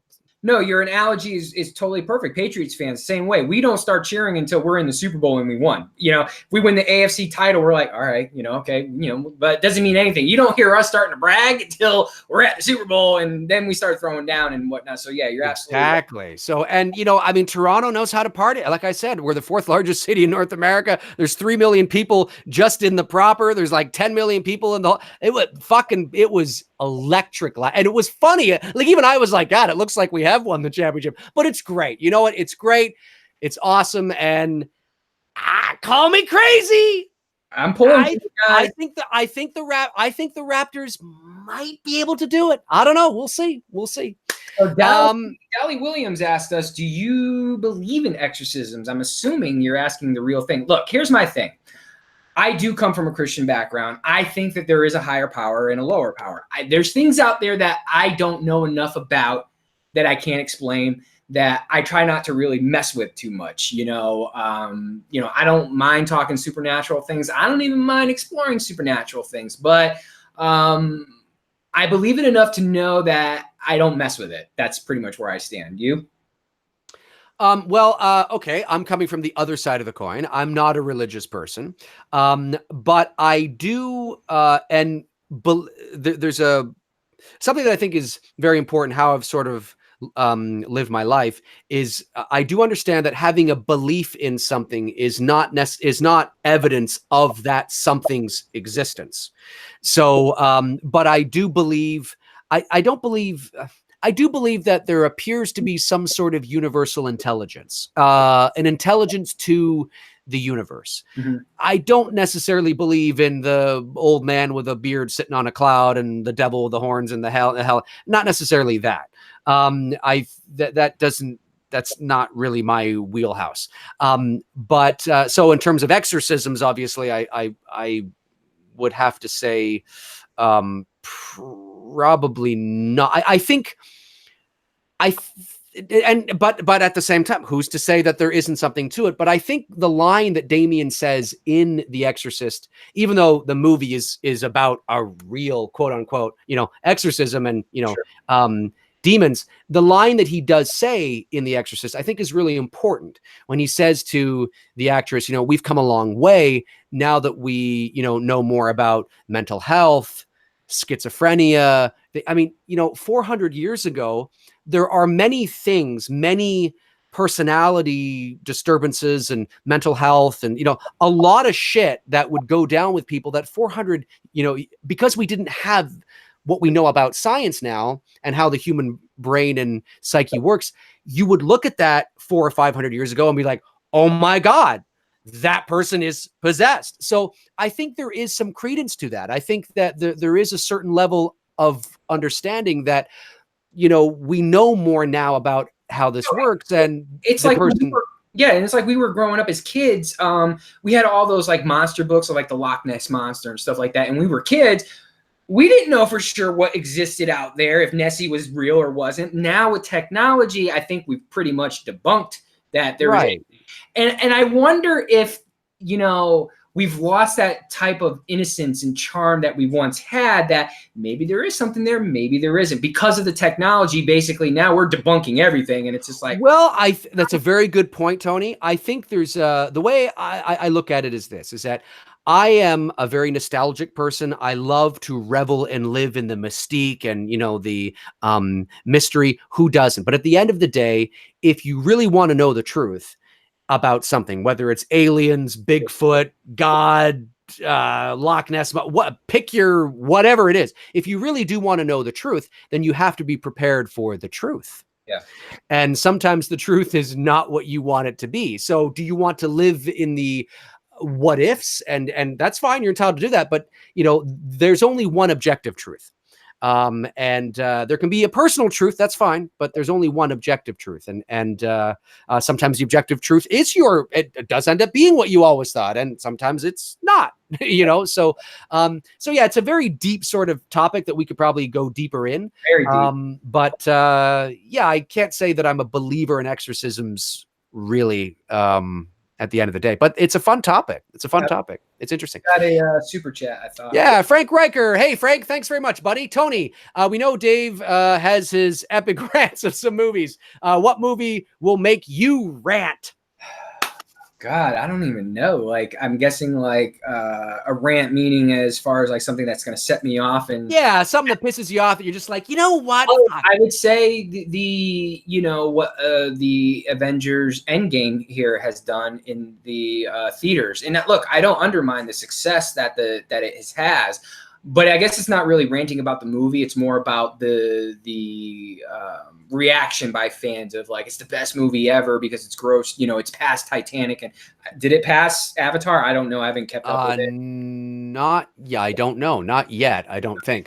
But it's like that kind of stuff that can get me into a rant, you know, because it's like, again, we need to put shit in perspective. Like I said at the beginning of the stream, what the Exorcist did, the Avengers doesn't even fucking come close. Not even in the same ballpark of conversation of the trending impact when there was no such thing as trending back in 1973 that The Exorcist did. You know, you're not seeing people line up for blocks. And granted, I understand in context, The Exorcist opened up in less theaters than the Avengers did, but still, you had people lined up going out, you know, to the theaters to wait for 4 hours to see this film. I don't think people would wait for 4 hours. I still haven't even seen Endgame. I mean, that just, you know, and I have the unlimited resources in 2018. I'm just not rushing to go see the film. If a film like The Exorcist came out today, a horror movie that even Dave said, Tony, dude, you don't understand, bro. You need to go fucking see this movie. I'm going to go and fucking see it. And that's what people were talking about with The Exorcist back in the day and the impact that me and Dave talked about earlier. So it's those things that can get me into a rant because, again, I'm not taking away from what the success that Avengers has done. And it's been very successful, very lucrative for Disney. The money truck is just backing up and they're just collecting those big money trucks. And I take nothing away from it, but it's not the same. And you can't put it on the same level. And that's the kind of stuff. And it's not meant to, like, you know, fight over. It's constructive debating, basically, is the way I can verbalize it. Yeah, I see your point. I think what bothers, well, I shouldn't say bothers me. I think what perplexes me, but then I understand that it's a lot of the times it's the naivete and it's the uninformed opinions. It's this, and I would be saying the same thing about any movie. It's this idea of teams. It's the identity fandom, I call it, right? There are people that want Avengers Endgame to pass Avatar because they feel they don't like Avatar and they think that Avatar is dumb and stupid and unoriginal. And these are the same people that will watch thousands of horror movies that are dumb and stupid and unoriginal, but they don't like Avatar because it become the highest grossing. And there's I've talked about this at nauseum. I don't need to go into it, but what always sort of gets me is these people I see, you know, petitions from people saying, well, you know what, why don't we get this and let's get a bunch of people together and we'll go out and we'll all go to the theater and we'll spend lots of money and we'll try to get over Avatar. Well, but then it's not real. But then it's fabricated. You've sort of, you know, I just, if you want a movie to pass Avatar, allow it to pass Avatar organically and naturally by you going to the theater 721 times to help get it over Avatar more than you normally would is just, it's fudged then, right? It's not organic. It's not real. But I think people always feel that it's somehow a validation for the movie they like. The identity fandom is toxic, and it's primarily coming from movie fans that don't know their asses from their elbows when it comes to the nuance and the actual sort of how, you know, the movie industry works. And they're very loud and can be very obnoxious and, you know, rah, rah, rah. And they want to start petitions over the stupidest, dumbest fucking things I've ever heard of in my life. And it's, you know, it is. And I'd be saying that I got accused when I uploaded a video talking about the box office and numbers. And I was using Avengers Endgame as an example because Avengers was tearing it up at the box office. I got accused in the chat room, obviously, not in the chat room, sorry, in the comments section. I saw that there were some people that obviously watch me because they knew enough to refer to my Halloween videos, were saying, oh, Dave, you're just saying that because you're not, you know, a superhero guy. And so I commented back and I said, well, that's the furthest thing from the truth. I said the same thing about Halloween before Halloween came out. Say, man, you gave Halloween a C rating. Well, but not just that. I said before Halloween came out, I said, if Halloween tears it up at the box office, it's not just because now at that time I didn't know if it was going to be good, but I said, if Halloween blows us out of the water opening weekend, it's not because it's a good movie. I said, there's a many variables and factors of why Halloween's going to do well. It's got nostalgia. It's got Jamie Lee Curtis. It's got, John Carpenter doing the music. It's got the first Halloween movie since 1989 to be actually released in October. There's so many factors involved. It's a very highly anticipated movie. The Avengers is like the season or the series finale to an epic 11-year. It's like watching the series, not the season, the series finale of Cheers or Frasier or some big epic TV show you've been watching for 11 years. Of course it's going to do well, and I would say the same thing about any movie that was going to do well, whether it's a movie I'm hoping does well or I don't, or I like it or I don't. I'm thrilled that Avengers has done well because a rising tide raises all ships. So, but it's I think what is very apparent when you start doing a YouTube channel and you start putting yourself out there, like, I'm very used to working behind the scenes in the entertainment industry. And when I sort of come to the front and talk to the fans, and this isn't for everybody, not everybody is like this, but there's a lot of people that it becomes very apparent they just don't know what the hell they're talking about, and they're just naive, and they come at it from an emotional perspective rather than an objective perspective, and sometimes that's hard to do. We get emotional about shit. I do too, but yeah, it's fandom is certainly interesting. Hey, Michelle Lark, one of our faithful viewers and a great supporter on my Instagram. What is the best scene, guys, in The Exorcist 1? So what's your favorite scene, Dave? My favorite scene. Oh, I just watched it this afternoon. It's such a good fucking movie. Like, wow. My favorite scene. Oh, I got mine. There's a lot, but I gotta say, you go first. When you see "Help Me" appear on her stomach, and because Damien at that point wasn't really sure if this was, in need of an exorcism, if he was really, to be helpful. He was kind of, on the fence about the whole deal. Then when he sees the "Help Me" on her stomach, and his eyes, really just fixated on it. It was that moment. I mean, I could have went with obviously the head spitting scene. I mean, there's so many great moments that they did in that. But that to me, as far as like that transition of Damien, I think that was that first step of him finding himself, finding that faith that he had lost. And he's now going to begin this journey of helping this girl that he doesn't even know. That is great.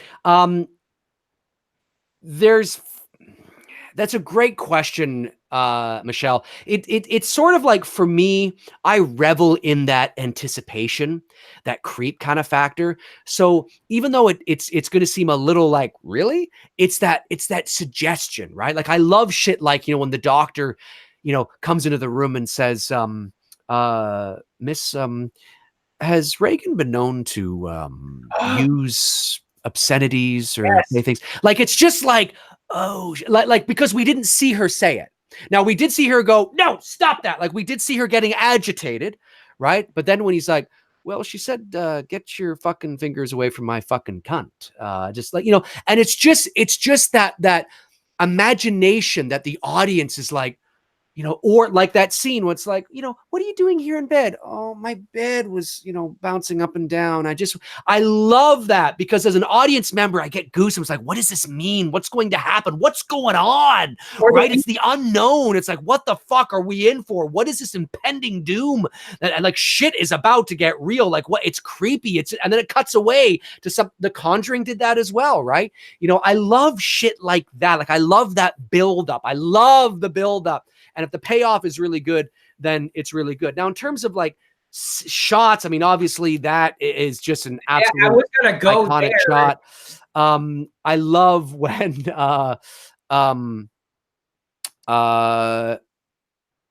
and that shot, yeah, the cover of my album and the cover of that's not a laser disc by that's the vinyl soundtrack, and what Dave put up was a Blu-ray.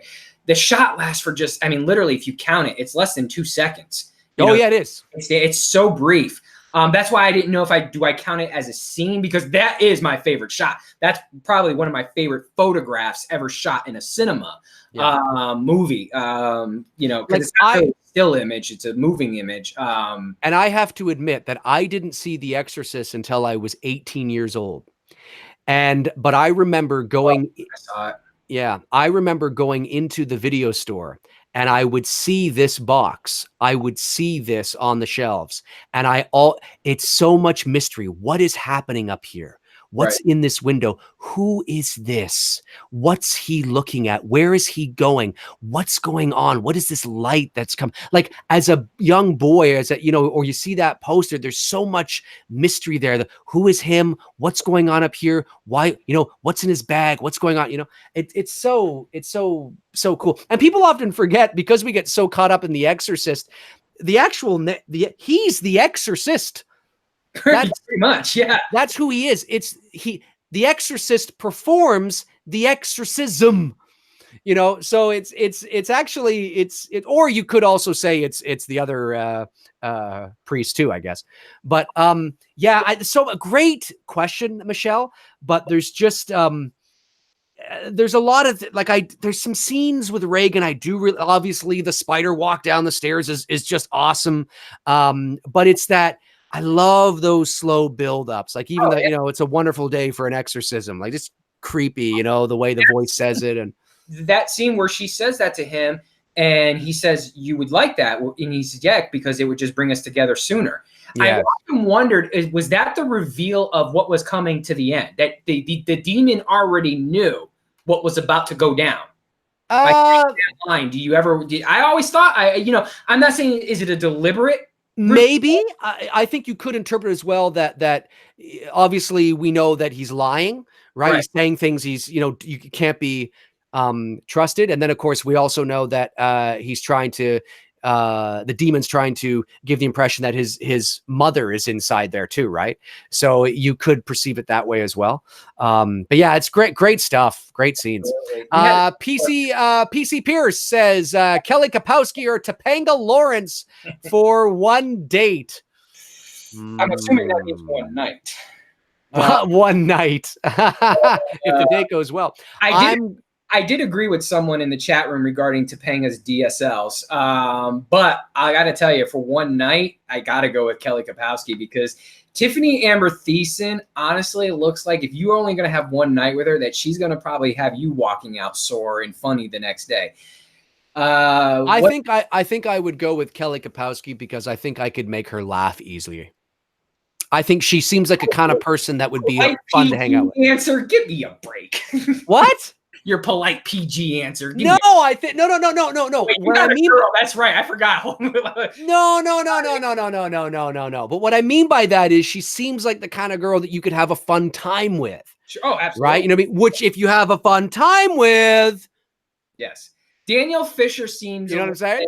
Like, for me. Could have a little bit of a bitchness in there. A little bitchness, a little uptight. Like, yeah, no, I like my party hard. Like, get down dirty girl, Now you know what I'm talking about. You see, and Kelly Kapowski seems like the kind of fun. Kelly Kapowski seems like she's coming home with me. That's exactly what I'm talking about. Exactly. Okay, super chat from Grave Warmer. Thank you very much. I just saw Brightburn and really enjoyed the concept. What existing story would you guys like to see get an alternative direction? I got to see this Brightburn. I got to see it because it's gotten a lot of hype, and I thought it sounded at first. I was like, man, Superman and horror. It's not like that from what people are saying. So I'm gonna go and give it a shot and see it myself this week. Yep. What alternative? That's a good question. Maybe I'm not comic book knowledge here, so I'm I think my answer would be if Brightburn is successful, and it's I would be very curious to see how. Like, I still have to see the movie, so don't give any spoilers, folks. Yeah, please don't say anything. But I'd want to see sort of how. Whether or not there's some room to expand this. Maybe you can also tie, you begin to build sort of this horror superhero universe kind of thing where that's, you know what I mean? That's always sort of been what I've been interested in the probability of that. So that's what I would say about that. But off the top of my head, I'm just not sure. Yeah. It's a good question though. Good question. Good question. Wayne Downey says, I've heard him admit its flaws. That's just the Halloween movie he likes best. I'm not sure who you're talking to. Must be talking to somebody else. Sorry about that. Manhammer AR-15 says, thoughts on Bone Tomahawk. Bone Tomahawk? I haven't even heard it. Haven't even heard of it. Jonathan Nichols says, Brightburn was better than I thought it was gonna be. Cool. Let's see. Benny Montega saying hello. What's up, dude? What's going I on? don't think I said that right, man, but if I didn't, my bad on the last name. Whatever. Kirk Rakestraw says, I'd like to see an evil Professor X movie instead of a school for gifted youngsters. He's an evil psychologist. That's not bad. Not bad. It's not bad. Robert Nickerson says, is there a big difference between the theatrical release and the director's cut of The Exorcist? I'm picking which movie to rent tonight. Well, there's about 12 minutes of extra footage on the director's cut. I think that you might as well just watch the director's cut. If it's not too much more, if the price difference is marginal, just watch the director's cut because you get everything in the theatrical cut plus the stuff that you don't get as well. Like, it's not like they've removed some things to add. Like, you get I think that's right? Like, you get everything in the theatrical cut plus the extra 12 minutes. So I would just rent the director's cut. That's what I would do. I agree. Let's see here. MM says, Dave or Tony, who is your favorite movie nemesis? Off the top of my head, Darth Vader, but I mean, because he is like the quintessential poster child for an evil baddie. Yeah, that was I don't know. Fine. Yeah, can't go wrong with Darth. You pick one there, Tony. Happy guy, Tony, have you ever considered making your own YouTube channel to discuss the film industry / your movie opinions separate from Dave? I did it briefly, and it's just way too much work for me. I know that sounds lazy, but hear me out. I do commercial photography Monday through Friday with my corporate clients. And then I do my own thing on Instagram for horror-themed photo shoots. There's just not enough time in the day for me, plus doing this show once a week with Dave. This pretty much is it for me. The only thing I may do is with Dave at some point, hope fingers crossed, go up and make short films. My buddy Devin is moving down here with his girlfriend. He's a creator like myself, so we may make short films to put on YouTube. And I'm also doing a podcast with my buddy Devin once a week, so you guys will be able to listen to that, horror-themed related. We're going to awesome. Yeah. So, but to do a YouTube channel, Dave, I mean, you can back me up on this. I mean, you do voiceover stuff during the week, and then you create content. It's not easy, But I mean, help me out here. No, it's not. It's when I began doing this, I mean, my full-time job is not this YouTube channel, and I don't have a 9-to-5 job, right? Doing working in the entertainment industry is not a 9-to-5 job. So, I mean, I will be doing auditions and voiceover work for buyers all over the world at this time at night. And then sometimes I'll be doing it at 8 in the morning or whatever it is. Now, the great thing about that is I can become my own boss. Yeah. No, it's tough. And then when I took on doing this YouTube channel on more of a regular basis, it takes up a lot of time as well, which is why I have my assistant helping me to schedule in certain times we can do the show and we can do all sorts of stuff. And it's become sort of a big thing. And the future is I'm very curious to see where this channel is going to grow to. But no, I mean, Tony's a busy guy, and to be able to do this on a regular basis full time takes a lot of work. It takes a lot of work. And once it becomes work, and it doesn't become fun anymore. It doesn't become fun. And one of the things that I've done on this channel, which I'm sure most of you have noticed, is I don't take requests. And I don't do formal movie reviews. Right. And that's not personal. It's not because I don't like you guys or you don't ever suggest something that's really good or anything like that. It's because I want to always be able to be in control of the content I put out. I always want to be able to be in charge of what I put out. Because if I start, no offense to you guys, but if I start allowing you guys to be more in control of what I'm doing, then it doesn't become as fun for me. And then I lose sort of, now there's an expectation that's set, right? And I want to be able to deliver content of what I want to do. And if you love it, that's great. And if you don't, that's okay too, right? So I'm offering a product, and what you said here about how it becoming a job, that's what I love about the shit that I'm doing on Instagram. I shot with a girl today. We did this whole possession themed photo shoot, which you guys, let me tell you, you guys are into some fucking, if you thought what I've done good so far, hey, you're going to see some shit that me and this girl pulled off today, all in camera, no Photoshop bullshit, some cool shit. but it's fun. Awesome. We're having fun with it. It's not a job. I have my job. I have my career as a commercial photographer. I have my clients. That's my job. When I'm doing that shit on Instagram, man, with my friends, man, we're just fucking having a ball. When I'm doing this with Dave, we're just fucking hanging out, relaxing. This is not work. We're just talking. When I start doing the podcast with my buddy Devin, it's going to be on a separate thing.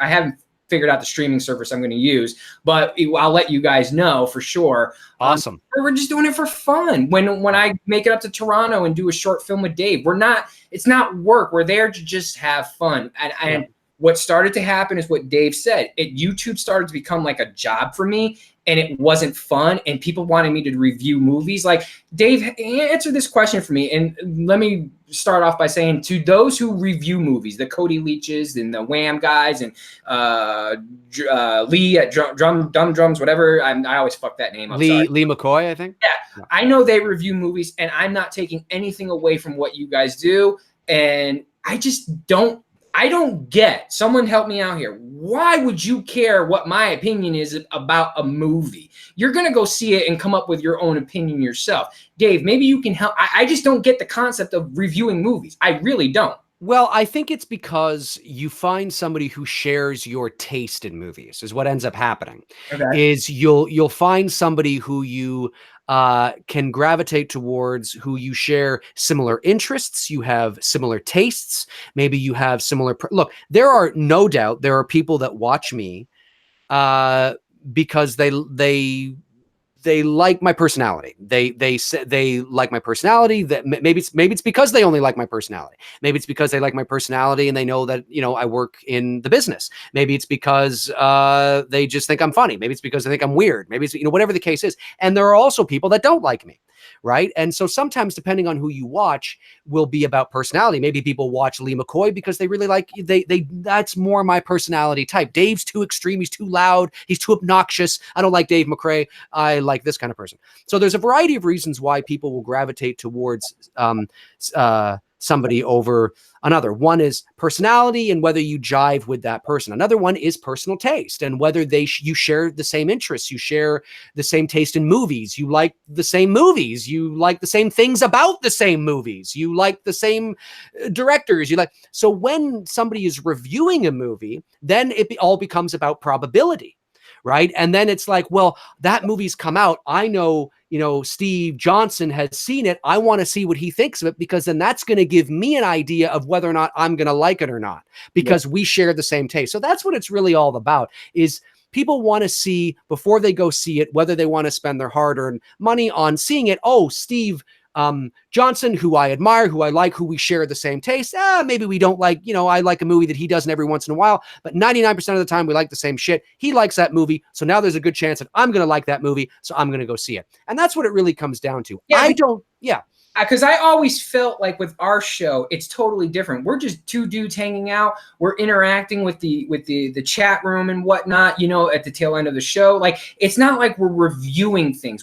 I feel like this is more, it's kind of like my Instagram. Like, you know, every Wednesday I do a Q&A and, you know, try to make it engaging and answering people's questions, either through a still image or like I'll do a video response to the question. You know, I feel like with our show, it's the same way. It's an engaging show. It's not like, you know, we're sitting here telling you our opinion about something. We're bringing you guys in with us, that because we want to make you feel that you're a part of this, that this isn't like me and Dave and we're above you guys. We're the two superior dudes. No. But I think it, yeah, I agree with what you're saying, but I think it comes down to, again, I think it comes down to informed opinions and opinions. At the end of the day, look, you know, an opinion is an opinion, but there's a difference between an informed opinion, which is based on evidence and facts, and an emotional opinion, which is just based on how you feel about something. And one of the things that I've always tried to approach my channel with, essentially, is coming at it for the most part from an informed opinion. I want to give you, you know, I want to lay out the facts and then kind of you can form your own opinion based on that. But this show is sort of in that same vein, but in the sense of it is just two dudes hanging out, talking about stuff, but it's still our time, right? Right. We still have to put in time. We have to put in effort, and we still have to, it's still our time, that we have to put in. So it becomes a show, and it becomes a little job in that sense. But I forget what the original question was now, but about your YouTube channel. But the second it becomes like an inconvenience, is when it's no longer fun, and it's still time. The super chats are always helpful, because obviously they go right back into the show, and our production value on this show is going to change very soon, which will be very noticeable to people once it does. Right. But I don't consider myself a movie reviewer. I consider myself more of a movie commentator. I mean, in the sense of YouTube, obviously that's not my job, but when it comes to YouTube, that's who I am. And because of my experience, I like to come at it from sort of a different angle, and maybe I might be able to give you some insight that maybe you might not get anywhere else, or you might not get from somebody else, or, whatever the case is. But certainly I always approach it from a perspective that I'm not, it is my opinion and how I see it. But I always at least try to have facts backed up with it. So it's been interesting. Super chat from the Crystal Laker. Thank you very much, buddy. Says, could you guys do a Saw series episode? I don't know if we'll do the entire series, but we'll probably do an episode maybe where we talk about the first one or two Saw. Yeah. And just to be clear, I think some people are misunderstanding us, because we're not saying we don't care. Like I said, like on my Instagram, I love the fact that I'm building a community. It's why I you look at other big Instagrammers out there, and I don't consider myself a big Instagrammer, but they never respond to people who leave comments. I always see that. And I'm always like, man, that's kind of dickish. Like if someone's responding to a photo that I've created, that me and this individual, we've worked hard on, and they're taking the time out to leave a comment, I'm going to respond to as many as I can, just to show like I'm very grateful. I'm very, I appreciate the fact that you're taking that time out, and that's me showing it in return. So I don't want people to feel that we don't care about what you guys think. The question to Dave was, why would someone care about what I have to say regarding a movie? That's the process that I don't get. Sharing an opinion, like what we and Dave talked about tonight, which is the impact of The Exorcist, is entirely different than reviewing The Exorcist as a movie. Right. Right. Well, I think it's important to understand that it's not that I don't. It's important to say that people don't. I can't care about what everybody thinks.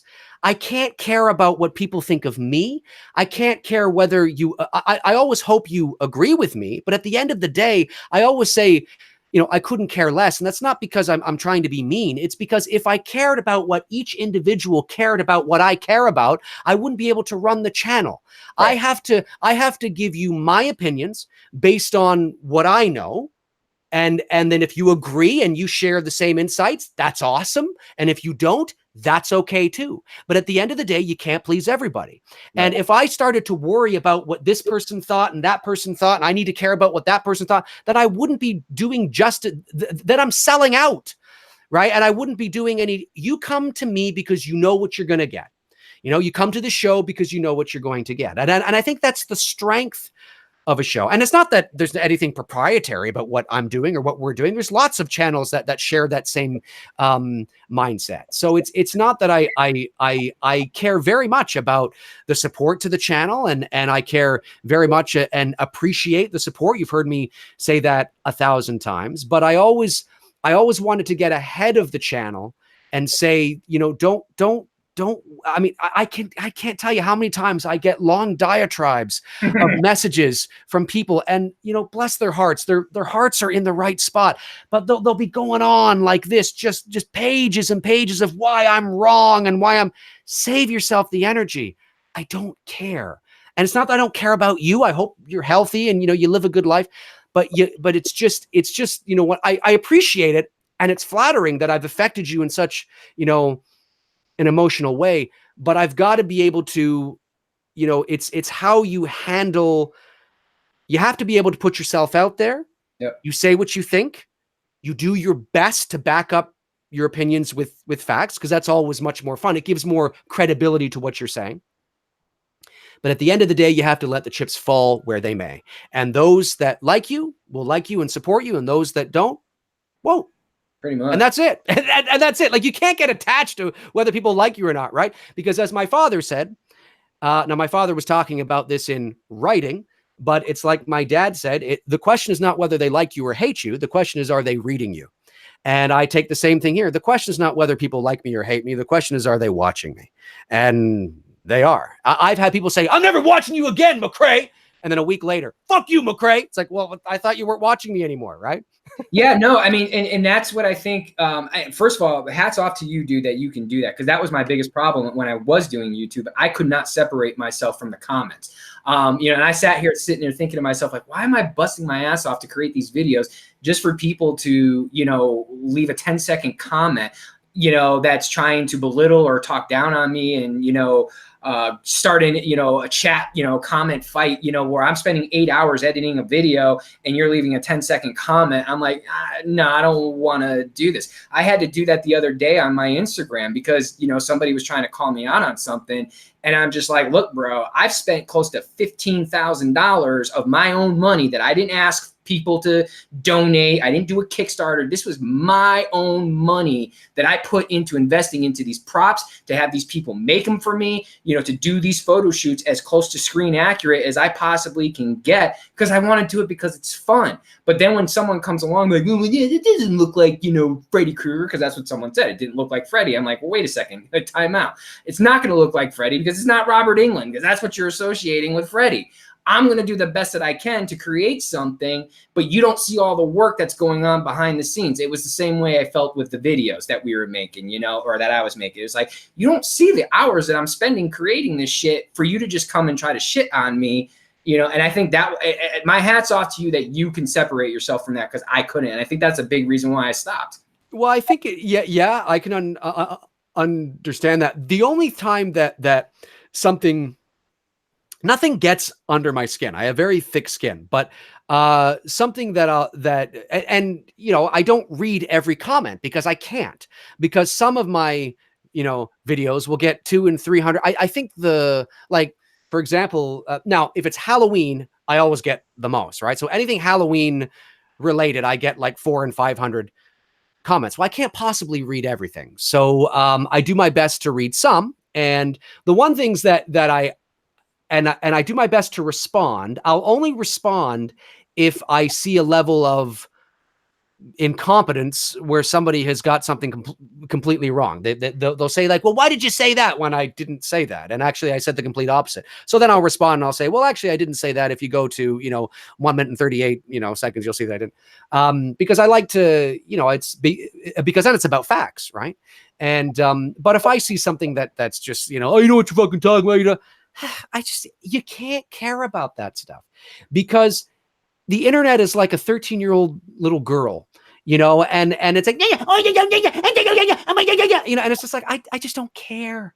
I don't care. And if I cared, I wouldn't be able to do my YouTube job, which is to be objective and tell you what I think and let the chips fall where they may. But I absolutely appreciate everybody who watches, and we're not always going to agree. And that's the fun of it. I like that we don't always agree, because what fun is it if we always agreed? I love it when people will say to me, Dave, I love what you do, man. Keep up the great work. I don't always agree with you, but I love your channel. That's awesome. That's awesome, because that's like, yeah, because that's what you want, because you want people to think for themselves. I love when people think for themselves, and but what you just said, the work that goes into this channel it's a lot of work. It was more work than I thought it was going to be. Yeah. But I think everybody, like in the chat room here, people chatting, back and forth, and it's just great. And as long as everything is civil, and I think everybody who tunes into the show and supports the channel is great. I mean, this is awesome. I mean, we wouldn't be doing this show if there was nobody watching, because we're not just going to talk to ourselves live. Right. You never know. So, well, that's true.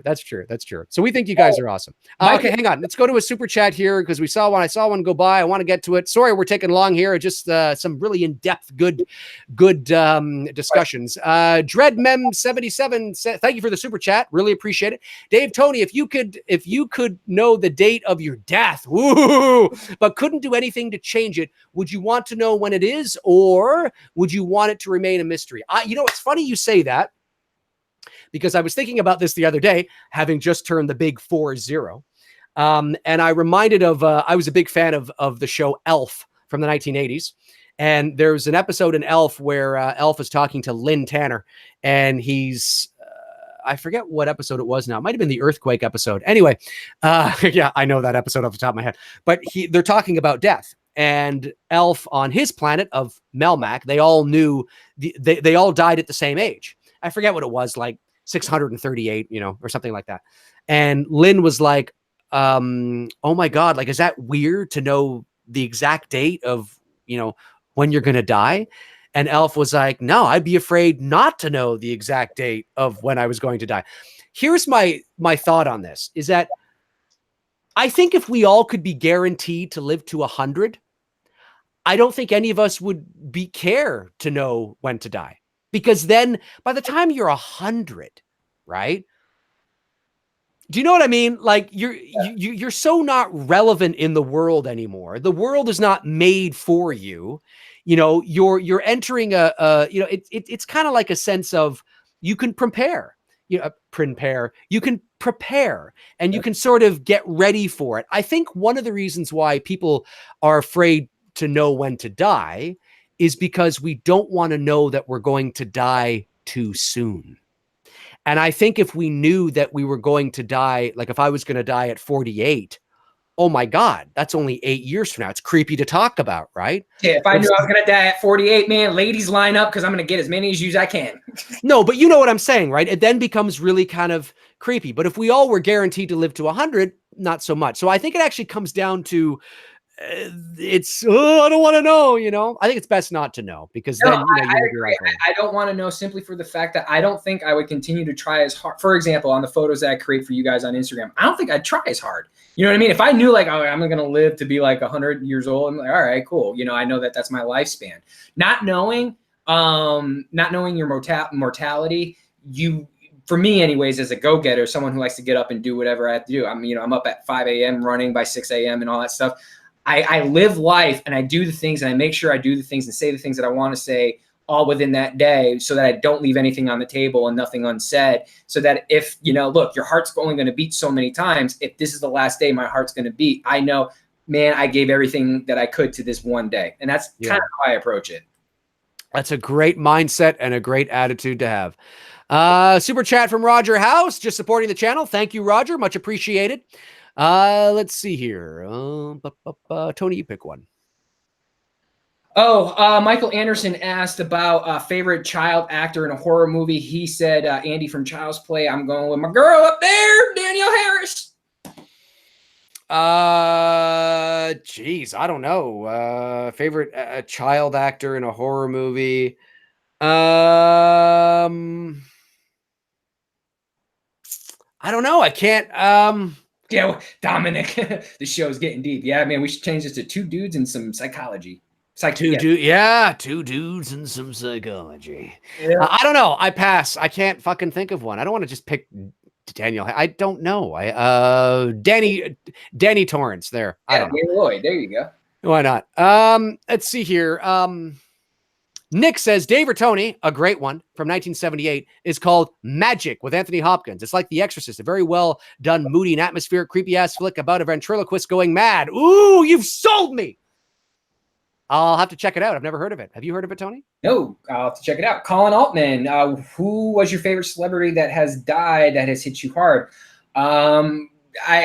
Williams sucked, Robin Williams. But I gotta say, I didn't really address it on Dave's channel here, but I know Dave did something about Luke Perry. Luke Perry bothers me for the fact that he should be the guy still hanging up on my sister's bedroom wall. She had him and Jason Priestley. And it really began to open up my eyes to even my mortality. Like, wow, this is the part of life that we're in now. All these people that we, grew up with, that were, teen idols and whatnot, that we're reaching ages that, this is the stuff that's going to happen. And I think his death just like really shocked me from that factor, because I still picture me and my sister as, young kids growing up in Connecticut. And, she was in love with both him and Jason Priestley, and he should be up hanging on the wall, not dying of a stroke. But I think as time goes on, Dave has talked about this as well too. We're gonna be reaching here over the next 10 years, of real iconic cinema actors and directors who are going to pass, and I think we're going to be hit hard with a lot of them. But definitely Perry hits me not because like I'm a big Luke Perry fan and 90210 and all that stuff, but because of just like we're here. This is the stage of life we're in now, and we're going to start seeing this more and more. Yeah, I can't say anything. That makes sense what I'm saying. Oh yeah, absolutely, 100%. I can't say anything has hit me really hard. Robin Williams was a surprise because of the level of icon that he was. I think the one that is going to hit me the hardest is Harrison Ford, because I've been such a diehard Harrison Ford fan since I was a little kid, and that's going to be a tough one. And he's 76, so he's not, there's less life left than there is more. But Tony's right. I did a video on this a little while ago that over the next 10 years or so, so that means anytime in there, we're going to be losing a lot of legends. And I'm talking about bona fide legends. Okay. Not everybody who's popular or who happens to be popular over the last 5 years is a legend. There's a certain level to reach iconic legend status. There's a certain level of consistency that has to be there, or how you affect and there's a whole other thing I can go into, but there's a lot of them. There's a lot of iconic legends that are way up there in age. So we're not like talking like years. Like this is like the horizon for us, and it's not the distant horizon. It's right there in the foreground. Yeah, I mean, you think over the next 10 years, I mean, we could be losing Jack Nicholson, we could be losing Harrison Ford, we could be losing Sylvester Stallone, we could be losing Arnold Schwarzenegger, we could be losing Steven Spielberg, we could be losing George Lucas, Martin Scorsese, Francis Ford Coppola, John Carpenter, we could be losing of course, but then we go back even further, who are really, and you got Kirk Douglas, who's amazingly still alive. You got Dick Van Dyke. I'm convinced Kurt's going to outlive all of us. He might. He's over 100. You got Dick Van Dyke. You got Betty White, who's still kicking. You got Angela Lansbury. You've got, there are, and that's just no, Jack Black is not a legend. Jesus Christ. That doesn't mean that he may not become one, but just because somebody's popular doesn't mean they're a legend. Elton John is another one who's up there. Listen, don't be hating on Tenacious D, okay? I'm not hating, but people, I love these people that just go, oh yeah, like Ashton Kutcher. I mean, we could be losing. He's not a legend. Not everybody who's popular is a legend. Yeah. All right. Anyway, Clint Eastwood. There's another one. Absolutely, that's right. Yeah. So anyway, it's when you look at it, and that's just from the motion picture side. When you get into music, I'm spitting. It's even worse. You know what I mean? Laura Strapone, thanks for the super chat. Laura, happy birthdays to both of you. 39. I am still 39. Okay. Your birthday's in 3 days. 3 days, folks. Thank you, Laura. Much appreciated. Laura, appreciate it. Yes, Al Pacino, Robert De Niro. There's another couple other guys, right? Like, I mean, Joe Pesci. I mean, it's just insane. It's insane to think what this is going to be like. The next 10 years is going to suck in a lot of ways because we're going to lose a lot of people, legendary people. Yeah. Like I said, I don't want people to get that misconstrued about, I'm not minimizing Perry's, status and what he did in his career. And, he had obviously had his moment in the light there. Actually, I really liked him on Riverdale, his character as Archie's father. I did like that show and liked his character there.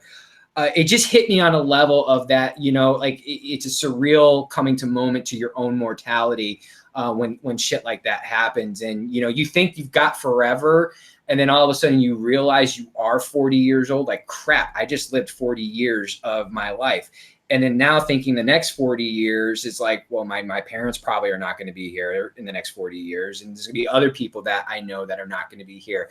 And that does become a bit sombering because you realize that this is the stage of of where you're at in life. And also I think it hopefully puts it in perspective of like how short life is, and to get caught up in like nonsense stuff is just really not worth it, and just go out and enjoy it and do whatever you want to do and have fun with it. Yeah, you're absolutely right. It's in no way, shape, or form am I suggesting that 40 is old, but 40 is 40. And like Tony said, I mean, you know, you realize when you get to your 40s, you know, I mean, in the next 10 years, I'll be the way the world works and the way the world is moving.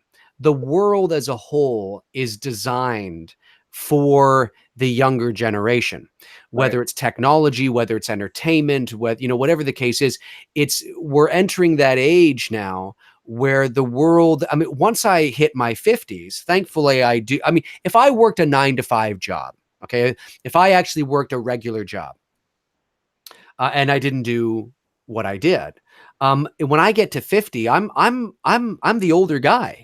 You know, I might even be the older guy in my 40s, right? You know, so there's that sense of the way the world works, the way technology is expanding exponentially, the way, you know, I notice things. I notice that I'm out now, and I notice the world around me, and I notice, you know, I watch the news, and this, that, and the other, and I watch. It's like it's not being made for my future. It's more of the 20-somethings, you know, the millennials, the early 30s. And then eventually when they get up here, it's passing down. It's constantly passing down. And to think that, like, I remember my 30th birthday party like that, to think that in the next 10 years, I'll be 50. I mean, it's just, you know, it's crazy. 40's not old, but like Tony said, you know, if I've only lived half my life, if I make it to 80, if I don't make it to 80, I've lived more than half my life already. And that's some eye-opening stuff. And in my family, my mother died at 67. My father died at 69. I have a grandmother who died at 58. Now, I also have a grandmother. You need to be here till you're 100 with me, so that we're two old dudes in some bullshit. To be fair, I also have a grandmother who lived to 84, a grandfather who lived to 82, a great grandmother who lived to 87, and a great aunt that lived to 95. I mean, you know, but my immediate family, not very old. So, you know, you gotta live it up when you can. But so can we we'll see. After Wednesday, can we officially change the title of the show to two middle-aged dudes and some bullshit? Yes, why not? And then why not? Our 50s will be two old dudes and some bullshit, and then maybe. And by then bullshit. But by then, the podcast will be so big, we'll be overtaking Joe Rogan. That's true. Super chat from Sweet Tea. Thank you, Sweet Tea, just to support the channel. You are awesome. If I had that Bill Murray meme, you're awesome. I'd throw it up there. Okay, we'll go for a few more minutes. Here. Let's see here. Scott Marino. Scott Marino. Am I saying that right? No, Marino. I thought Marino was spelled differently. Am I saying that right? Maiorno? Sure, we'll go with that. I'll go with that. Yeah, maybe Mariano, maybe. Yeah. Speaking of Harrison Ford, Dave, are you a fan of the movie What Lies Beneath? I feel like that's the only movie of his where he was the antagonist, but I could be wrong. I love that movie. And yes, is it the only movie where he was the antagonist? I don't. Michelle Pfeiffer. She's on point in that movie. She looked really good in that movie. She did. I saw that movie in the movie theater when it came out in the year 2000. Yeah, it was a very good movie. And one of the reasons why that movie worked so well is because Harrison Ford, who was classically at that time, especially, now he was sort of at the end of his dominance at the box office there at the beginning of the 2000s, but to have him as the antagonist was a real twist. A bit of trivia for you. Obviously, What Lies Beneath was directed by Robert Zemeckis, who also directed Back to the Future, Who Framed Roger Rabbit, and also Castaway. And something that I find interesting is that he went and did the first half of Castaway.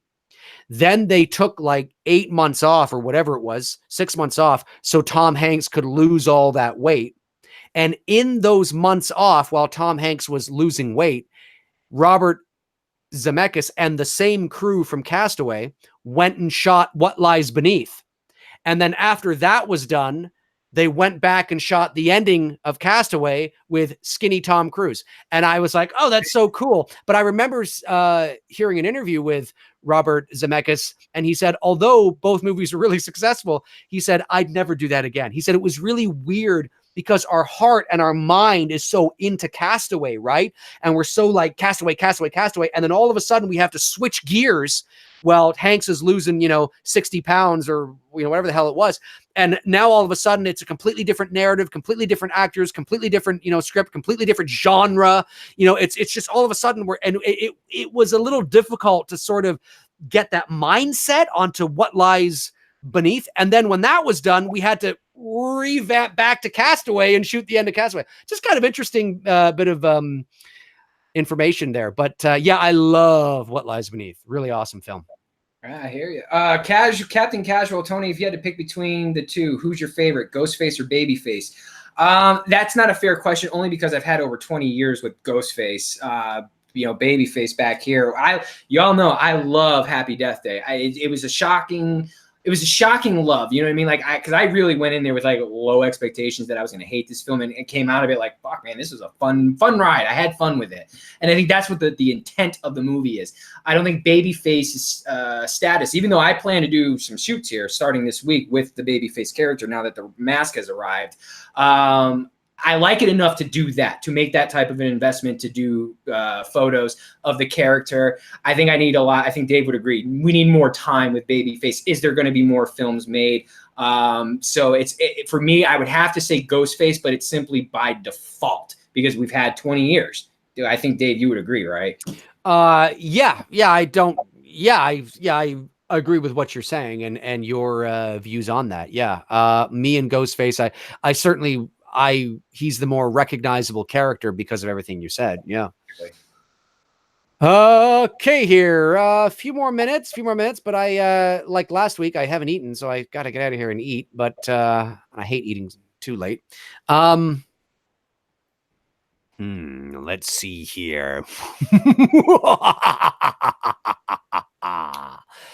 Favorite Jason actor? Mark Catherine asked that. Thanks, Catherine. I talked about this last night on my birthday live stream. For me, it's either Ted White or Richard Brooker. That's why I have the part 3 mask. I took yours. I mean, I am a fan of part 2 because that's really how we initially. And he's dead now. Yeah, it was good. I've drawn a blank on his freaking name. The chat room will let you know. Yeah, oh my God, I see his face. This is what happens when you get old. You freaking forget shit. I know. I see his face too, and I'm brain farting on his name. I am very partially fond of the part 2 Jason. You guys obviously know that.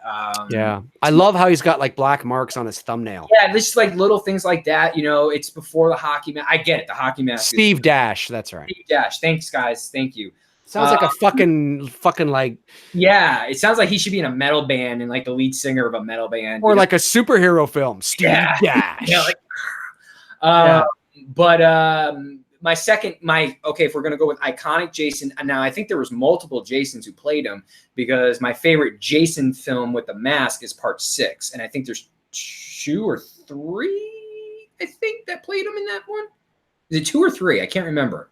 I think at least 2. I know there's 2, but I think there was a third. Yeah. So it's hard to like. Might have been. There might have been. That adaptation of Jason, part 6, has always been my favorite adaptation of Jason with the hockey mask. My favorite Jason is part 2. The only thing I don't like about the Jason in part 6 is when he's wearing the yellow gloves. I like that. Yeah, it seems a little too like, oh, I gotta put my gloves on. I just don't think Jason would care. I just don't think he would care. I think he's like, what are you putting the fucking gloves on for? That's the only thing I don't like about that getup, is that he's got the gloves on. They're yellow gloves. Like they stand out like a sore thumb. Like they're not like dirty gloves where you don't really notice them. They're yellow, right? If I'm not, yeah. For all we know, Jason was out there planting some pot, making sure that his weed was growing just right and shit, maybe. Get in the soil and forgot to take them off. Maybe. Super chat from Grave Warmer. Thank you, Grave. Can you guys do an episode based on legend actors and their most iconic roles? Would be fun. Actually, Tony and I have talked about that. Yes, we have. So that could be coming down the pipe soon. All right, we'll go to 9:40. We'll go to 9:40 and then we'll call it a night. Let's see here. Ian Mulder, go Raps. Yes, go Raps, go. Go Raptors, go. Lord Morgul says, I smoke pot. Good for you. Dominic Vettorino. I like Kane Hodder. Unfortunately, he was in the crappy movies. Yeah, I talked about that last night where I said that that's why I didn't say him, because his movies, unfortunately, except for Seven is okay, but fuck Manhattan, fuck Jason Goes to Hell, Jason X. No, I mean, even though I know he's revered as the fan favorite, his movies, the ones that he's in, sucked. Yeah, I just wasn't. I know it's because, and he's also, look, Ted White is like 90 something. Richard Brooker, I think, is dead, isn't he? Isn't he dead? Awesome. Is Richard Brooker dead? I think he might be. Steve Dash is dead. So when it comes to Jason, Kane Hodder just really got on board in terms of the pop culture fandom. He goes to the conventions, he signs the autographs, he takes the photos.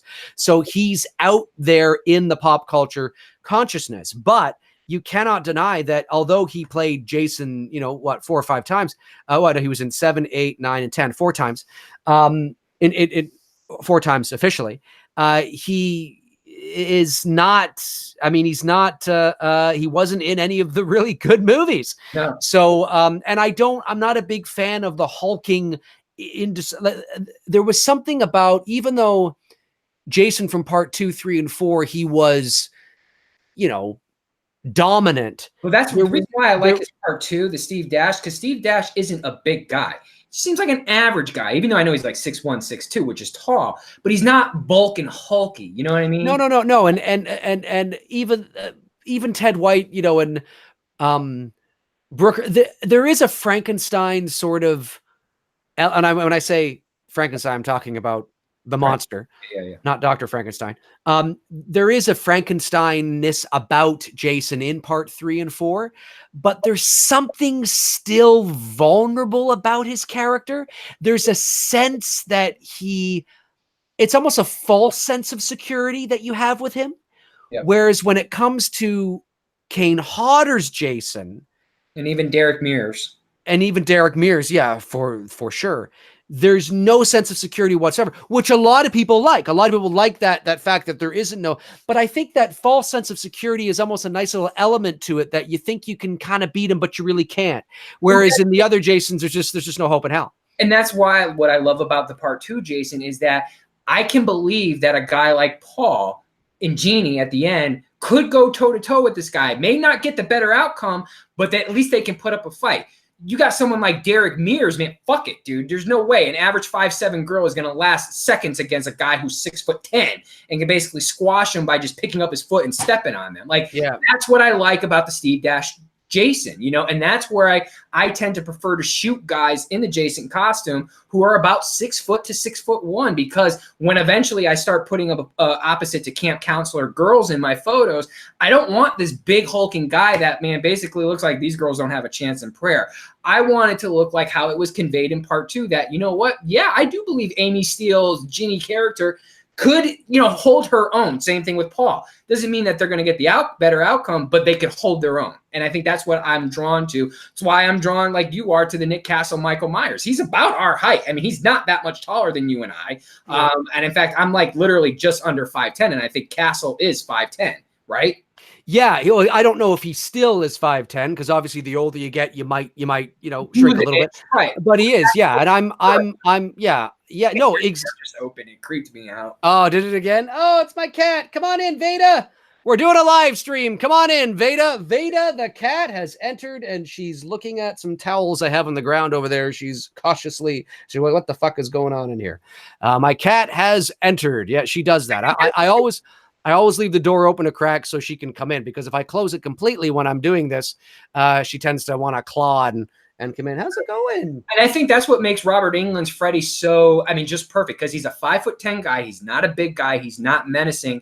And I think that's what makes it believable, so that when there's a showdown between him and Nancy at the end, yeah, you could believe that maybe Nancy could go toe-to-toe with this guy. If you have a big hulking Freddy, man, that's going up against a woman who's 5'7", forget about it. It's not believable. And you're right. I understand that the younger generation, they like the Derek Mears. They like the Tyler Mane, as Michael, I said his name right? As Mike.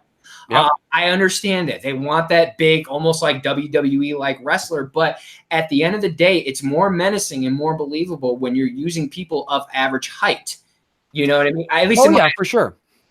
Yeah, no, I agree. I think there's a certain level of verisimilitude that works well with that. There's a believability in that, and there's a false sense of security. Like, this person can be beaten. Obviously, they can't for whatever reason that you're implementing into the narrative. But no, I was never a big fan of the hulking. He looks cool, and in the right environment or the right setting, sure. Like Kane, I just seems it was a little too sensational for me. Even though Ted White and Richard, Brooker were bigger guys, bigger than Dash, there was still a sense of it's possible, even though it wasn't. Question: why the hell in part 3 did he change his outfit? What was the need to get out of the overalls and the flannel and into his green and khaki pants?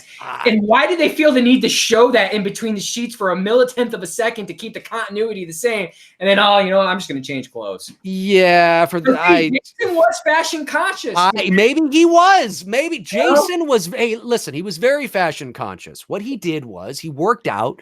He went down the street. He saw this nice little pair of clothing and decided to put it on. That's what he did. He's very. I never understood. No. I never understood that part. Like, why didn't you just keep him in the same outfit? Yeah. That is what it is. Okay, well, it is 9:40 p.m. That is going to do it for Tony and I on episode 24 of Two Dudes and Some Bullshit. I want to thank you guys for tuning in. Sincerely, we think you guys are awesome. Thanks to everybody who helped support the channel through super chats. Yes. You guys are awesome as well. If you want to follow Tony on Instagram and you're not doing it already, his link is in the description right now. My links are all down there. You can check them out until your heart's content. And how did you come up with the name on Facebook, Many Things Dave McRae, and not just Dave McRae? I was always curious. How did you come up with that? Well, I have my personal Facebook, which is just Dave McRae, and Many Things Dave McRae, because there's a lot of things that I find interesting. There's a lot of things that I like to talk about. Maybe it's movie related, maybe it's entertainment related, maybe it's philosophical. Maybe I never dive into the political because that's an area of disaster. But certainly there's just a lot of things. And of course, because I'm a voice actor as well, I want to be able to share my life as a voice actor, not just talking about movies, which is what I primarily do on this channel. Every now and then I'll share something voiceover related on Twitter or Facebook or on the channel here, because obviously that's a big part of my life. But I'd say 95% of the time I'm just talking about movies and my opinions on what's going on in the world of movies, areas that I'm interested in. But when I got a Facebook page for this channel, I wanted to call it Many Things Dave McRae, because I didn't want to be sort of, typecast into one area. It's like, oh yeah, I can't mention that, because then people are gonna be like, what the fuck are you talking about that for? I thought you were just talking about movies, right? So it's Many Things Dave McRae, whatever Dave McRae wants to talk about. And I agree with Adam Carl Green. Dave does need to fucking join Instagram so I can link his show channel on my Instagram page. That's the reason why I can't link it. Some people ask me why I can't link Dave's channel in the like when I promote it on my Instagram stories and I promote the show. I can't link it because Dave's not on Instagram. If he was, you can't link my YouTube channel? No, because you're not on Instagram. Lame. Get on Instagram. It's coming. It's coming. All right, that's gonna do it for us, guys. We think you guys are awesome. You know who you are. It's all of you. We all think you're fucking awesome. I'll drink to that. That's water, but what the hell? All right, we'll be back pending any sort of rearrangements that we have to do. We'll be back next week, and we'll let you know what that show is going to be coming this week. In the meantime and in between time, Tony and I will talk to you soon. Cheers. Good night, guys.